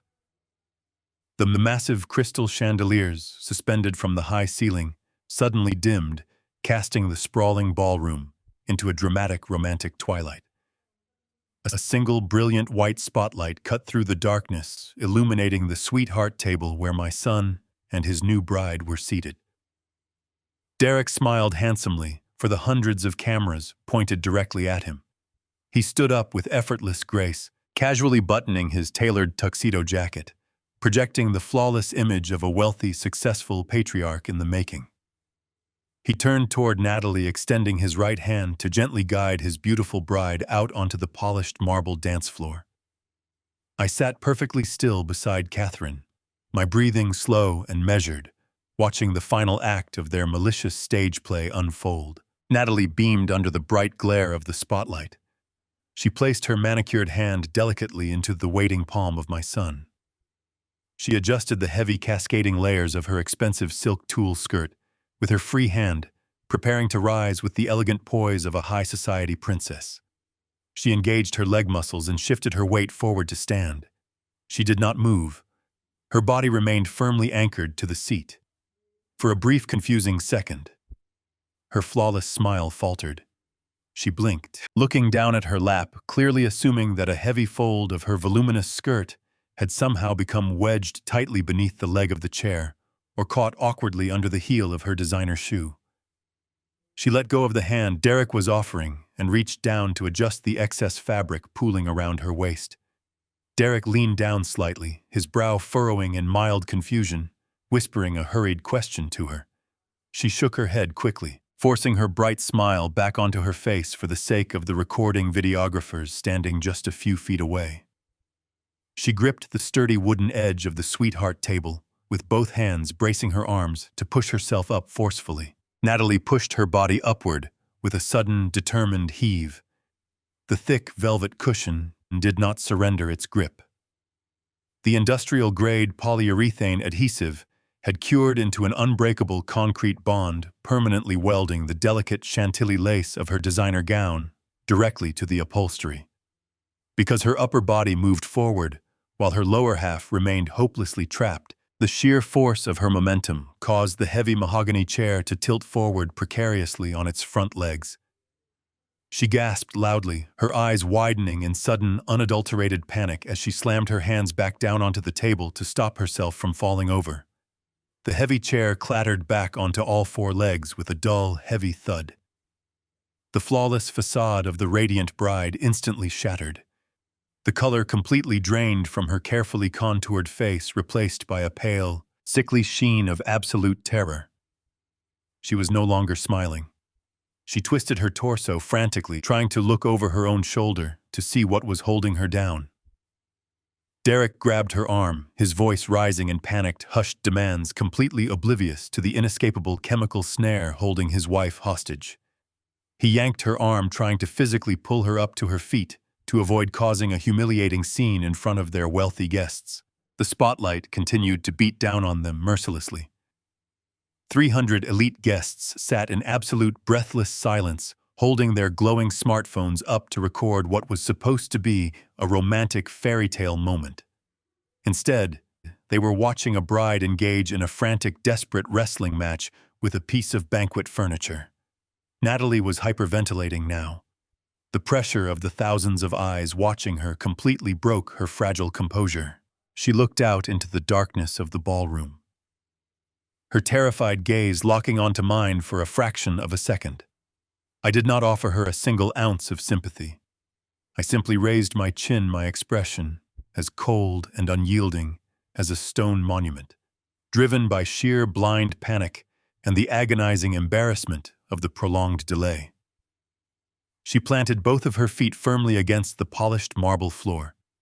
She let out a frustrated, breathless cry and threw her entire body weight violently forward in one massive, forceful heave. The structural integrity of the $18,000 custom wedding gown finally surrendered to the ruthless grip of the cured commercial adhesive. The sound was absolutely deafening in the quiet ballroom. A sharp, violent tearing noise echoed sharply through the room.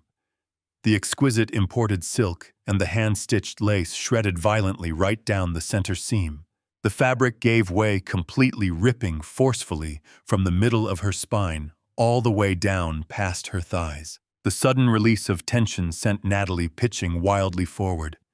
Her hands slipped off the edge of the sweetheart table, sending crystal champagne flutes and silverware crashing loudly onto the floor.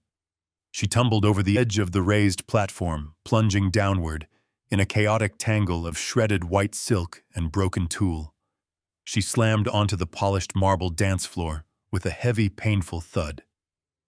The heavy mahogany chair, still permanently cemented to the entire back half of her ruined designer dress, flipped over and dragged across the carpet, resting awkwardly on its side just above her.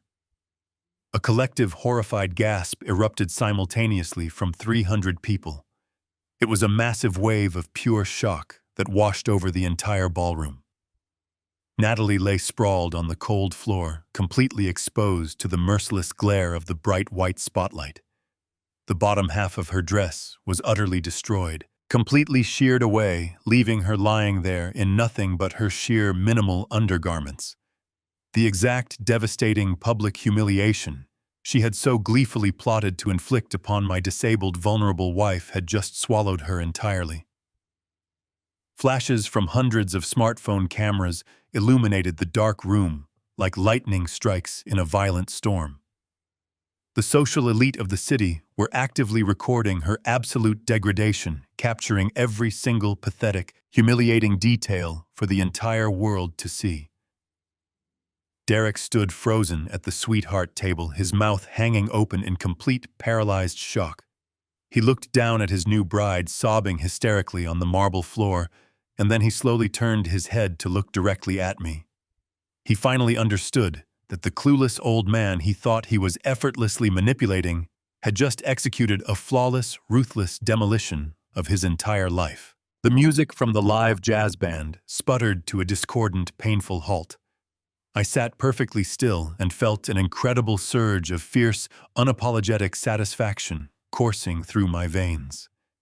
The elaborate trap they had so carefully constructed out of raw greed, sheer cruelty, and unbridled arrogance had finally snapped shut on their own necks. Natalie scrambled frantically on the cold marble floor, sobbing hysterically. as she tried desperately to pull the tattered, ruined shreds of her expensive gown over her exposed legs. But the heavy wooden chair remained stubbornly glued to her back, mocking her every single pathetic movement. The absolute pandemonium that erupted across the grand ballroom was unlike anything I had ever witnessed in my 4 decades of managing chaotic construction sites. The initial wave of stunned silence instantly shattered, replaced by a deafening chorus of gasps, panicked shouts, and the relentless clicking of hundreds of smartphone cameras. The city elite were not accustomed to witnessing such raw, unfiltered degradation, and human nature compelled them to record every single second of it. Natalie continued to thrash wildly on the polished marble floor, her desperate movements only amplifying the sickening tearing sounds of the remaining silk clinging to the heavy wooden chair. 2 of her bridesmaids finally snapped out of their paralyzed shock. They rushed forward, grabbing a long white linen table runner from a nearby dining table. They threw the thick fabric over the lower half of Natalie, desperately trying to shield her exposed undergarments from the unforgiving glare of the spotlight and the flashing lenses of the crowd. Derek was completely frantic. The carefully crafted mask of the confident, wealthy groom had completely evaporated, leaving behind a terrified, scrambling fraud. He dropped to his knees on the dance floor, grabbing Natalie by the shoulders and attempting to pull her up. But the sheer weight of the mahogany chair, still permanently cemented to her backside by the cured industrial adhesive, made the process incredibly awkward and physically demanding. Every time he tried to lift her, the chair dragged heavily against the floor, pulling the remaining shreds of her expensive designer gown even tighter against her skin. She shrieked in absolute agony and humiliation, slapping his hands away as she begged someone to just turn off the blinding lights. Derek shouted furious, incoherent orders at the venue staff, demanding they stop recording and clear a path to the exit. He grabbed Natalie by the arm, half lifting and half dragging her off the dance floor. It was a pathetic, humiliating retreat. Natalie was forced to waddle forward in a hunched, awkward stance, clutching the linen table runner around her waist, while the heavy banquet chair bobbed and swayed behind her like a grotesque wooden tail. They pushed their way blindly through the crowd of whispering guests, leaving a trail of shredded white silk and scattered velvet fibers in their wake. They headed straight for the grand staircase leading to the private bridal suites on the 2nd floor, desperate to escape the merciless scrutiny of the ballroom. I sat at the sweetheart table for a moment longer, calmly taking a final sip of my vintage champagne.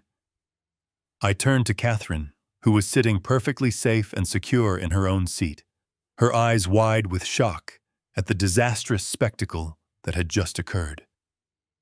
I gently patted her hand, offering her a reassuring nod. I told her to remain comfortably at the table with our trusted friends, assuring her that I would go upstairs to handle the situation. I stood up from my chair, smoothing down the front of my tailored suit jacket. I walked away from the chaos of the dance floor, taking measured, deliberate steps toward the grand staircase. I did not rush. A man who holds all the winning cards never needs to run. I climbed the marble steps, following the distinct sounds of hysterical sobbing and furious shouting echoing down the 2nd floor hallway.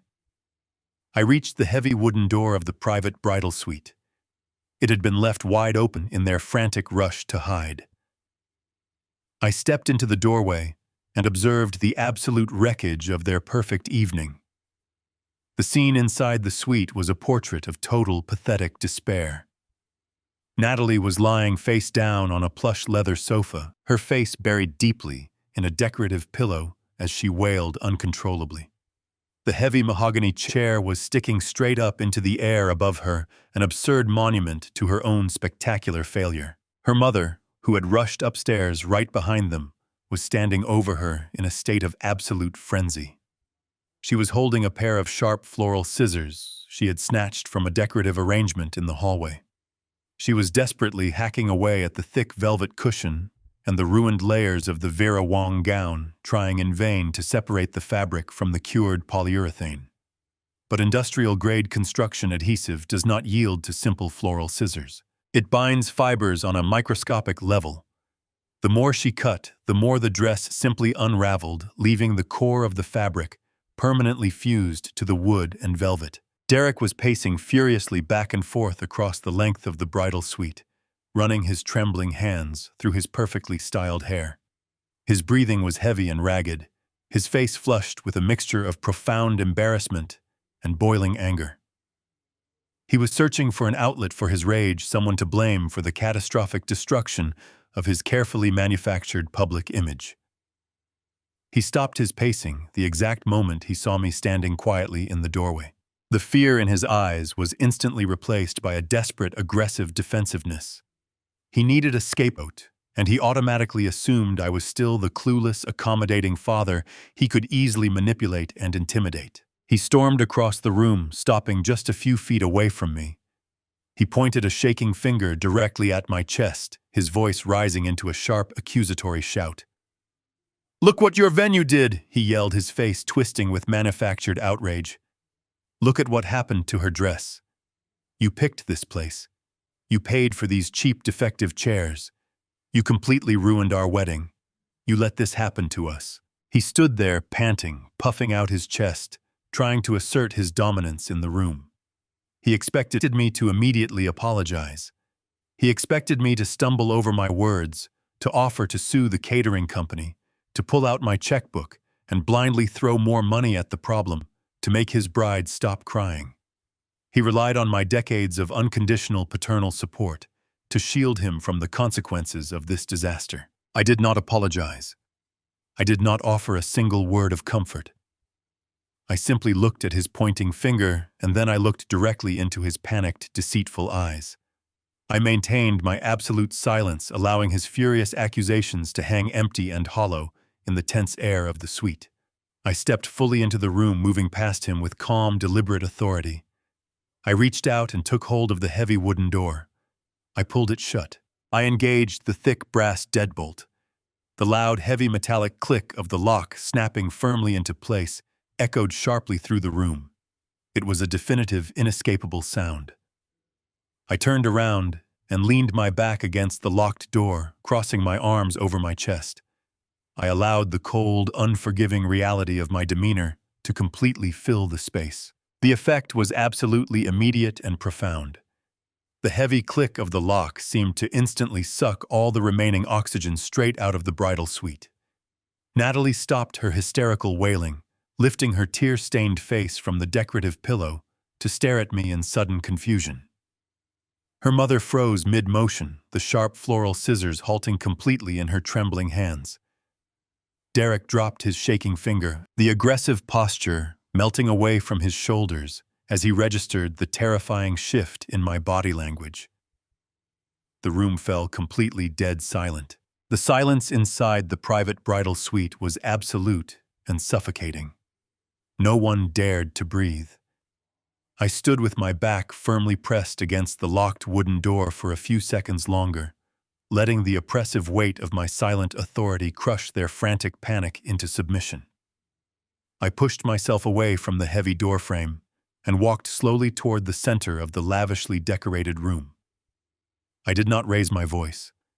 I did not shout or curse or throw things in a fit of blind rage. A man who holds all the undeniable evidence in his hands never needs to raise his voice to command the attention of the room. I walked right past the terrified mother of the bride. I walked right past my trembling, sweating son. I stopped directly in front of the large, flat-screen smart television securely mounted on the far wall of the bridal suite. I reached into my tailored suit jacket and pulled out my smartphone, tapping the digital screen a few times to access the wireless display settings. A quiet, pleasant chime echoed clearly through the tense room as my personal device successfully paired with the television monitor. I reached into my opposite pocket and pulled out the heavy-duty job site dictaphone I had retrieved from under the sweetheart table during the chaotic aftermath of the dress-tearing incident. I held the rugged black recording device up high in the air, so absolutely everyone in the room could see it clearly.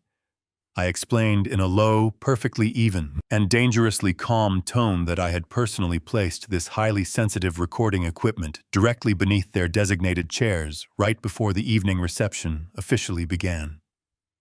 Derek swallowed incredibly hard, his throat bobbing nervously as the remaining color continued to rapidly drain from his panicked face. I connected the dictaphone to my mobile phone via a small corded adapter and routed the audio directly through the premium surround sound speakers installed in the ceiling of the bridal suite. I firmly pressed the play button. The pristine high-definition audio recording instantly filled the painfully quiet room. The ambient sound of clinking silverware and distant live jazz music provided a steady background for the clear, unmistakable, and highly incriminating voices of my son and his new bride. The recording started near the very end of the formal dinner service.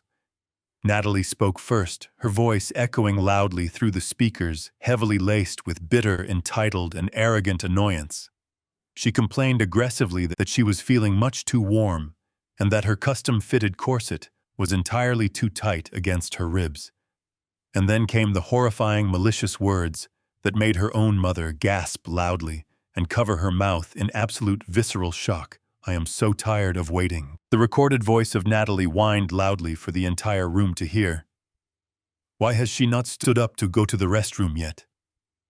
I thought you said she had severe bladder control issues. I cannot wait around all night for this pathetic stroke victim to finally embarrass herself." The bridal suite went completely, terrifyingly rigid. I watched the father of the bride take a slow, stumbling step backward, as if he had been physically struck by the sheer, unadulterated cruelty radiating from his daughter. But it was the immediate response from Derek that truly sealed their permanent, inescapable doom. His recorded voice chuckled softly, a dark, sinister sound projecting through the high-quality speakers. "Just be patient," my son replied confidently on the digital tape. "The longer she sits there, the tighter the chemical bond gets. Once she finally stands up, she is going to rip herself wide open. Just make sure your camera is completely ready. We need that massive public meltdown captured on video for the lawyer tomorrow morning." I pressed pause on the rugged dictaphone. The heavy silence that immediately followed was toxic and heavily loaded with the horrifying realization of their true predatory nature. Natalie let out a pathetic, muffled sob from the plush leather sofa. But absolutely nobody rushed forward to offer her any comfort this time. Her mother slowly lowered the sharp floral scissors, staring down at her ruined, half-naked daughter, as if she were looking at a complete, terrifying stranger. Derek opened his mouth, raising his shaking hands in a desperate, trembling gesture of pathetic surrender. He stammered wildly, trying desperately to claim that it was just dark humor, just a terrible private joke blown entirely out of proportion by a massive misunderstanding. I did not even let him finish his pathetic, rambling, and cowardly sentence. I tapped the screen of my smartphone again, opening the highly encrypted photo gallery, where I had uploaded the digital evidence recovered from his tablet earlier that afternoon. I mirrored the captured images directly onto the massive television screen. The bright, glaring display of their private text messages suddenly illuminated the dark bridal suite for everyone to read clearly. I pointed a firm, unwavering finger at the television screen, demanding that the parents of the bride read the exact words their daughter had actively typed with her own hands. There was the unmistakable message from Natalie, explicitly plotting to humiliate my disabled wife in front of 300 high society guests to secure a massive, unethical legal advantage. There was the cold, calculating, and ruthless response from Derek, mapping out the devastating financial and legal consequences of their planned public spectacle. I swiped to the next saved image on my phone, displaying the lengthy, detailed email thread with the boutique estate attorney. I read the damning words aloud, ensuring. My steady, powerful voice carried the full, crushing weight of a Supreme Court judge delivering a final, inescapable verdict to the guilty. Combine that video with her stroke medical records, and my lawyer says we have a slam-dunk case for a conservatorship, and I read aloud, my voice completely devoid of any paternal warmth, forgiveness, or affection. We declare Mom mentally and physically incompetent. Dad will be so broken by the public humiliation he will not fight it. We force him to hand over the trust to me immediately today. I swiped to the final, most devastating screenshot available in my gallery. The vile, greedy words were blown up to massive proportions on the television screen, completely dominating the entire room with their ruthless, unapologetic honesty. I cannot wait 20 years for him to die. The parents of Natalie stood completely frozen, in horrified, breathless silence, as the true sociopathic nature of their daughter and their new son-in-law was broadcasted in inescapable, crystal-clear high definition. They had spent the last entire year loudly bragging to their wealthy socialite friends about this incredibly affluent, prestigious, and highly exclusive family union. Now they were staring directly at a pair of ruthless, predatory monsters who had actively conspired to destroy an elderly, vulnerable couple just to steal their massive fortune. The mother of Natalie slowly backed away from the plush leather sofa where her daughter was still crying uncontrollably into a decorative pillow. She looked absolutely repulsed, utterly disgusted by the vile, calculating creature she had raised. The father of the bride shook his head in silent, profound shame, unable to even look me in the eye. Derek stood entirely defeated in the very center of the bridal suite. His broad shoulders slumped forward heavily, his chest heaving rapidly as the inescapable gravity of his immense public exposure finally crushed him down to absolutely nothing. The arrogant, wealthy, and highly confident groom was completely gone forever. In his place stood a pathetic, exposed, and incredibly vulnerable fraud who had just watched his entire master plan burn to useless, scattered ashes right in front of his very own eyes. He realized instantly that every single layer of his elaborate evil deception had been methodically dismantled by the very man he had arrogantly dismissed as a clueless old fool. The absolute finality of the terrifying moment hung heavily over the room, leaving no room for excuses, fake apologies, or desperate negotiations. The brilliant, malicious trap they had designed to capture my innocent wife had simply become the highly secure, inescapable prison of their own making. I lowered my smartphone, keeping my cold eyes locked on my trembling, broken son, thoroughly preparing myself to deliver the final, crushing financial blow that would permanently end his life. The heavy silence in the bridal suite was broken by the sound of my son, choking on his own breath. Derek took a trembling step forward, his hands raised in a pathetic, pleading gesture. He looked desperately at the blank television screen, then back at me, his face glistening with cold sweat.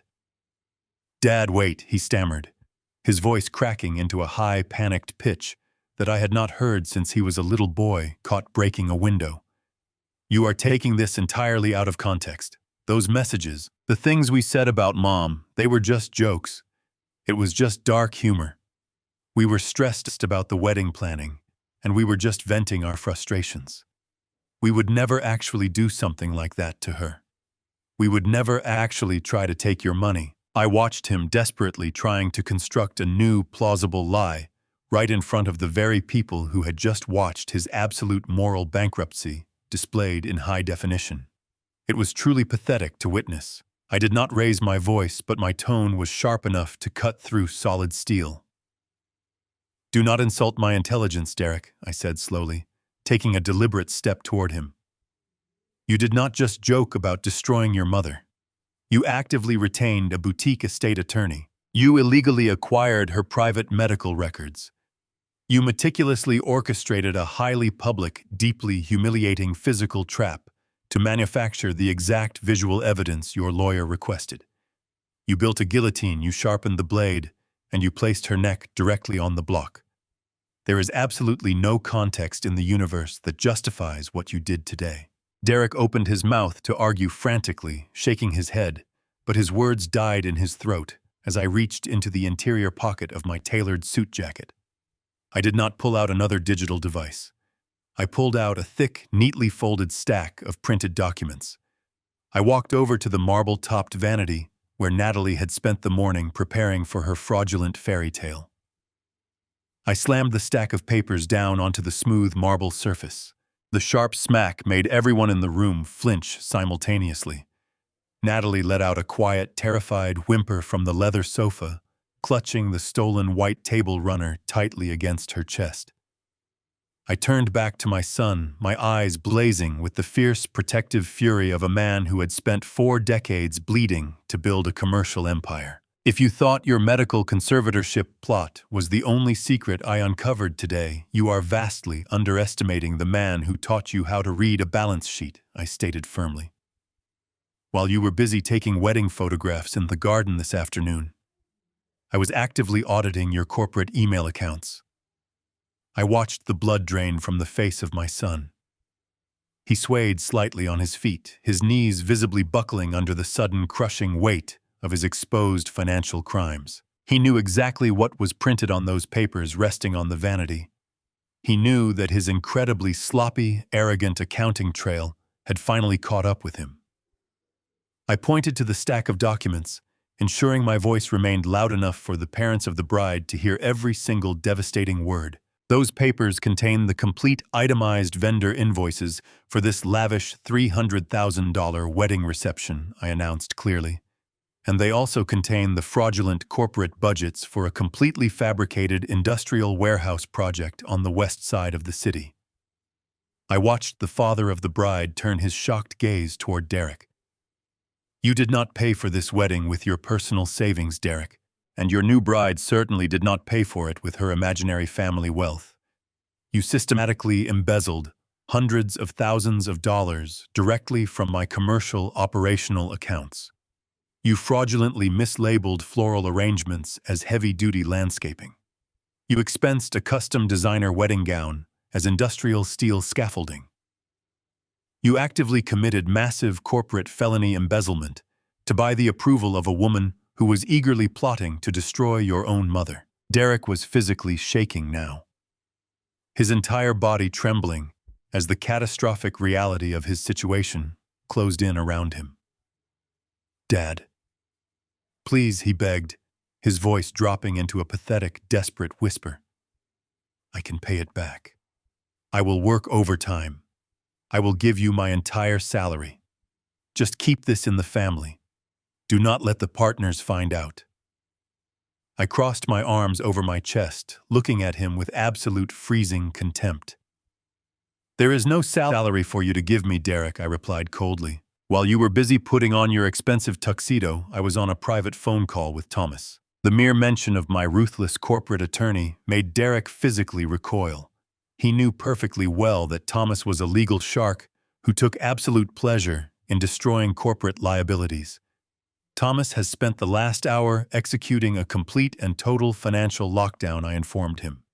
Every single joint operational account you had access to is completely frozen. Your administrative privileges on the servers have been permanently revoked. Your high-limit company credit cards are currently dead, useless pieces of plastic. You are terminated from your position as Regional Vice President of Operations effective immediately. You no longer work for me, and you no longer represent my company at all. Natalie let out a loud, devastated wail from the sofa, realizing that the endless river of wealth she thought she had married into had just run completely dry. Derek dropped to his knees on the carpeted floor of the bridal suite, his hands clutching the sides of his head in a portrait of total, unadulterated despair. But I was not finished. I stepped closer to him, towering over his kneeling form, ensuring that my final words would be permanently burned into his memory. But firing you is simply an administrative necessity, I continued, my voice dropping into a low, dangerous register. A crime has been committed against my company, and I do not sweep felony embezzlement under the rug to protect a thief, even if that thief shares my last name. Thomas is currently compiling the fraudulent invoices and the fake project budgets into a comprehensive formal criminal complaint. That detailed file will be sitting on the desk of the Financial Crimes Division of the Police Department the moment their doors open on Monday morning. Derek looked up at me, his eyes wide with a terror so profound it almost looked like madness. Dad. No, he cried out, tears finally spilling down his cheeks. You cannot send me to prison. I am your only son. You cannot do this to me. I looked down at him, feeling absolutely no pity, no regret, and no hesitation. You made your choices, Derek. You decided that money was more important than the safety of your own mother.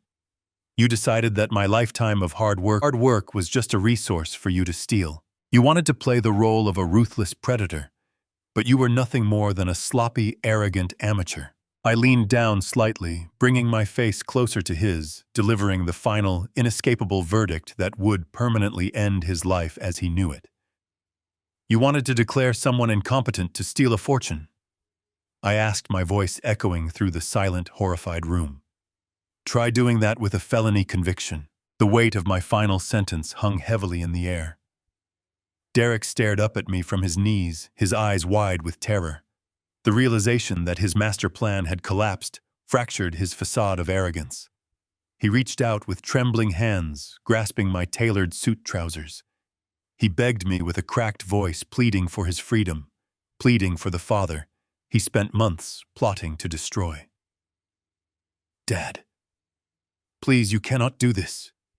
He sobbed, tears streaming down his pale cheeks. I am your flesh and blood. You cannot send your own son to federal prison. I will sign away my rights to the trust. Just please call Thomas and tell him to stop the criminal complaint. I looked down at the weeping man kneeling before me.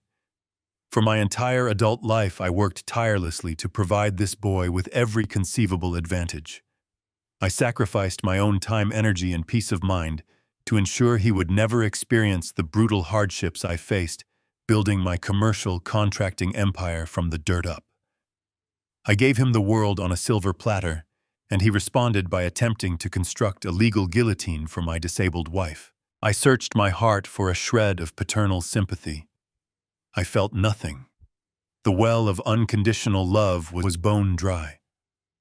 The pathetic man groveling at my feet was no longer my child. He was just a convicted felon waiting patiently for the police authorities to arrive today. I calmly reached down and peeled his trembling fingers off my trousers, brushing the fabric smooth with a deliberate, dismissive gesture. You lost the right to call yourself my son the moment you decided to weaponize the medical trauma of your mother for personal financial gain. I replied, my voice devoid of any warmth. You traded your family for a pile of stolen money and a fraudulent social status. You made your choice, Derek. Now you get to live with the harsh, unescapable consequences of your own terrible decisions. Across the room, Natalie let out another agonizing shriek. She was hopelessly tangled in the shredded remnants of her Vera Wang bridal gown, her body half attached to the heavy mahogany banquet chair. The industrial-grade polyurethane adhesive had cured completely, creating a permanent bond between the chantilly lace and the velvet cushion. She thrashed wildly on the plush leather sofa, demanding that her parents save her from this public disaster. But her parents were no longer interested. The father of the bride stared at his daughter with absolute disgust. He turned his back on the ruined bride, grabbed his wife by the arm, and silently pulled her toward the exit. They walked away, deeply ashamed of the monster they raised. Natalie realized that her wealthy safety net had evaporated. She realized that the massive fortune she thought she married into was gone. She realized she was about to face corporate embezzlement charges alongside a disgraced husband. She curled into a pathetic ball on the sofa, clutching the stolen white table runner tightly against her chest, permanently fused to the wooden monument of her own cruelty. I turned away from this pathetic scene in the center of the room. I walked slowly toward the heavy wooden door of the bridal suite. Derek scrambled across the carpeted floor behind me, his voice rising in a final desperate crescendo of pure panic. "Dad, do not walk out that door," he screamed, his voice cracking violently. "If you leave now, my life is completely over. Please, I am begging you, do not leave me here like this." I did not pause my stride. I reached out and firmly grasped the cold brass deadbolt I engaged just a few short minutes ago. I twisted the heavy metal mechanism, pulling the lock back with a sharp click. I grabbed the ornate handle and pulled the heavy door wide open, revealing the brightly lit hallway beyond. I did not look back over my shoulder. I did not offer a single word of farewell. I stepped out of the bridal suite and let the heavy wooden door swing shut behind me, severing my ties to that room and the people inside it permanently. I walked down the hallway, my head held high. I reached the marble staircase and began my descent. The chaotic atmosphere in the massive foyer had shifted significantly. The shock of the dramatic dress-tearing incident had morphed into a restless hive of wealthy socialites, whispering eagerly about the spectacular public ruin of the newlyweds. Groups of elegantly dressed guests stood in tight circles holding their smartphones, actively sharing the video footage of the bride crashing to the floor with a chair cemented to her back. I ignored the staring eyes and hushed whispers of the crowd. I walked with calm purpose through the towering floral arrangements and back into the grand ballroom. The live jazz band was packing up their brass instruments, the festive mood completely shattered by the earlier pandemonium. Waiters were silently clearing away the remaining crystal champagne flutes. I navigated through the labyrinth of circular dining tables, my eyes focused entirely on the raised platform at the very front of the sprawling room. Catherine was sitting perfectly upright in her designated chair, looking incredibly regal and fiercely composed, despite the madness swirling around her.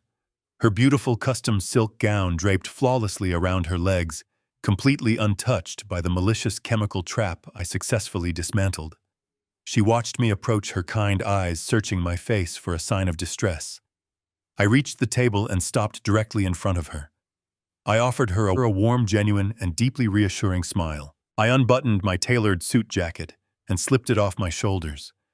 I draped the heavy fabric carefully around her delicate shoulders. I leaned down, pressing a soft kiss against her forehead. "Are you ready to go home, my love?" I asked quietly. She reached up and patted my cheek. "I am perfectly ready," she replied, her voice steady. She grabbed her polished wooden cane and pushed herself up from the table. She stood tall and strong, free from the toxic snare they laid for her. I offered her my arm. She linked her hand through mine. We turned our backs on the lavish sweetheart table, walking slowly down the center aisle of the grand ballroom. The remaining guests parted like the sea, offering us a wide path to the exit. We stepped out through the heavy oak doors, walking into the cool night air, leaving the whispers, the shattered silk, and the burning ruins of my son's life far behind us in the dark forever. Exactly 1 year has passed since that night at the grand ballroom. The crisp night air that greeted Catherine and me as we walked out of the luxury venue felt like the very first breath of a completely new life. When you spend 4 decades building a commercial contracting empire, you become accustomed to the heavy, relentless weight of constant responsibility. You condition yourself to carry the massive burdens of your employees, your active construction sites, and your ungrateful family members without ever daring to complain.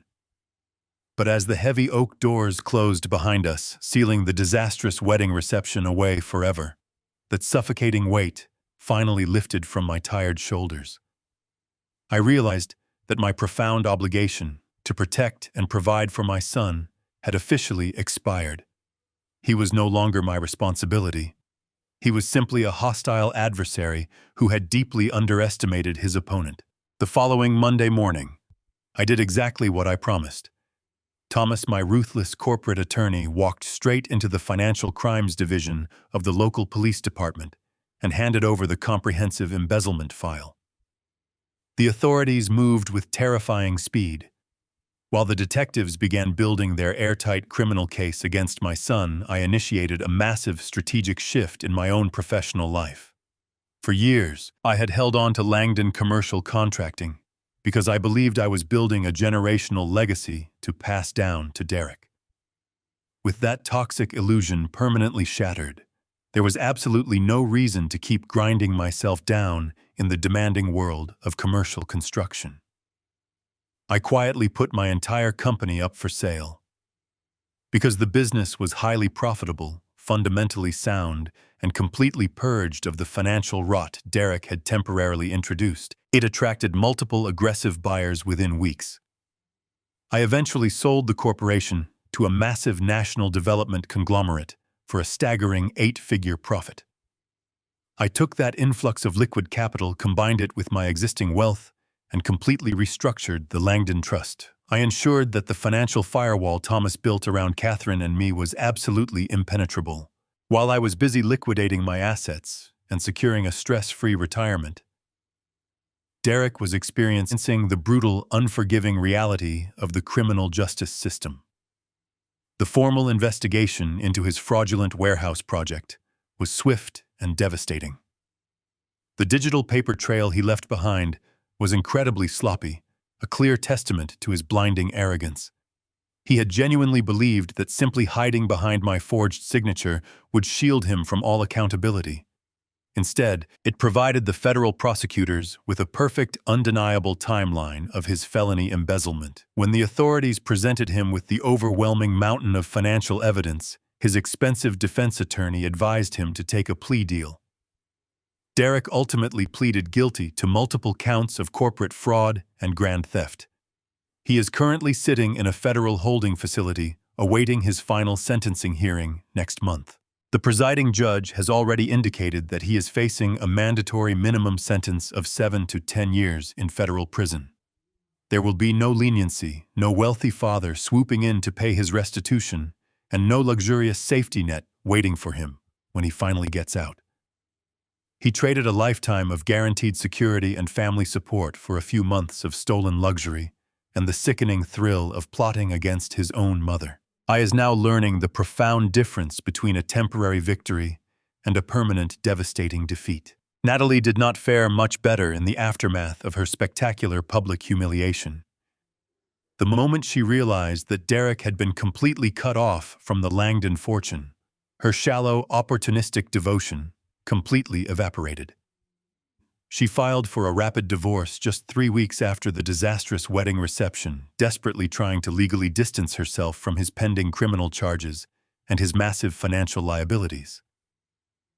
However, her cowardly attempt to save herself did not protect her from the crushing weight of her own terrible decisions.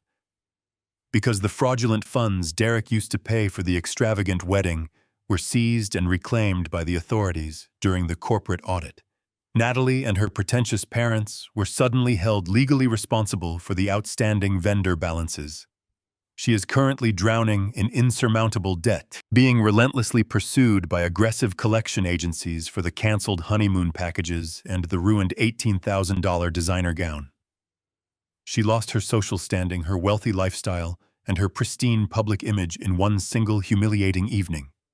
She is now a social pariah in the city, forever remembered as the malicious bride who ended up physically cemented to a banquet chair in her undergarments. As for Catherine and me, we chose to completely leave the toxicity and the legal drama far behind us.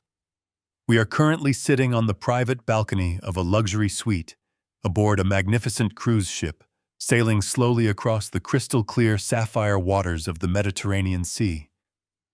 The warm ocean breeze carries the scent of salt and freedom, a beautiful contrast to the heavy toxic air of our former lives. Catherine has made a remarkable, inspiring recovery over the past 12 months. Freed from the dark, suffocating stress and the malicious, unseen pressure our son constantly placed upon her, her physical therapy progressed with incredible speed. She no longer needs her wooden cane to walk around the deck of the ship. She moves with a renewed, vibrant strength, her beautiful face illuminated by genuine happiness and profound peace. We spend our days exploring ancient coastal cities, tasting incredible food, and enjoying the immense wealth we built together over 40 long years. We are completely untethered from the greedy leeches that tried to drain our resources and destroy our dignity. Sitting here, watching the vibrant sunset paint the horizon in brilliant shades of gold and crimson, I've come to a quiet, powerful realization about the true nature of family. Blood is nothing more than a mere biological coincidence. It does not automatically guarantee unconditional love. It does not mandate blind respect, and it certainly does not ever excuse profound, calculated abuse against vulnerable people. True family is built entirely on a solid, unbreakable foundation of unwavering loyalty, deep mutual respect, and an instinctual, fierce drive to protect one another from any incoming harm. Catherine and I built a beautiful, enduring, and incredibly successful life together through decades of shared sacrifice and mutual devotion.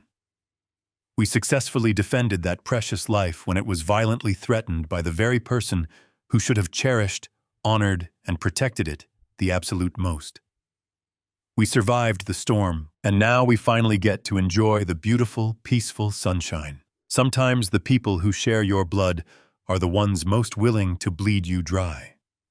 We spend our lives building a legacy blinded by unconditional love, ignoring the red flags because we want to believe the best about our children. But respect is a two-way street, and loyalty cannot be bought with trust funds or paid-off weddings. When you discover a viper in your house, you do not try to negotiate with it. You remove it. Protecting your peace, your spouse, and your dignity is the greatest legacy you can ever leave behind.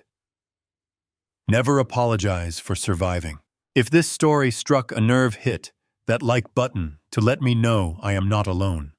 Please subscribe to the channel for more stories about surviving betrayal and fighting back. Tell me in the comments below what you would have done with that super glue. Stay strong, everyone.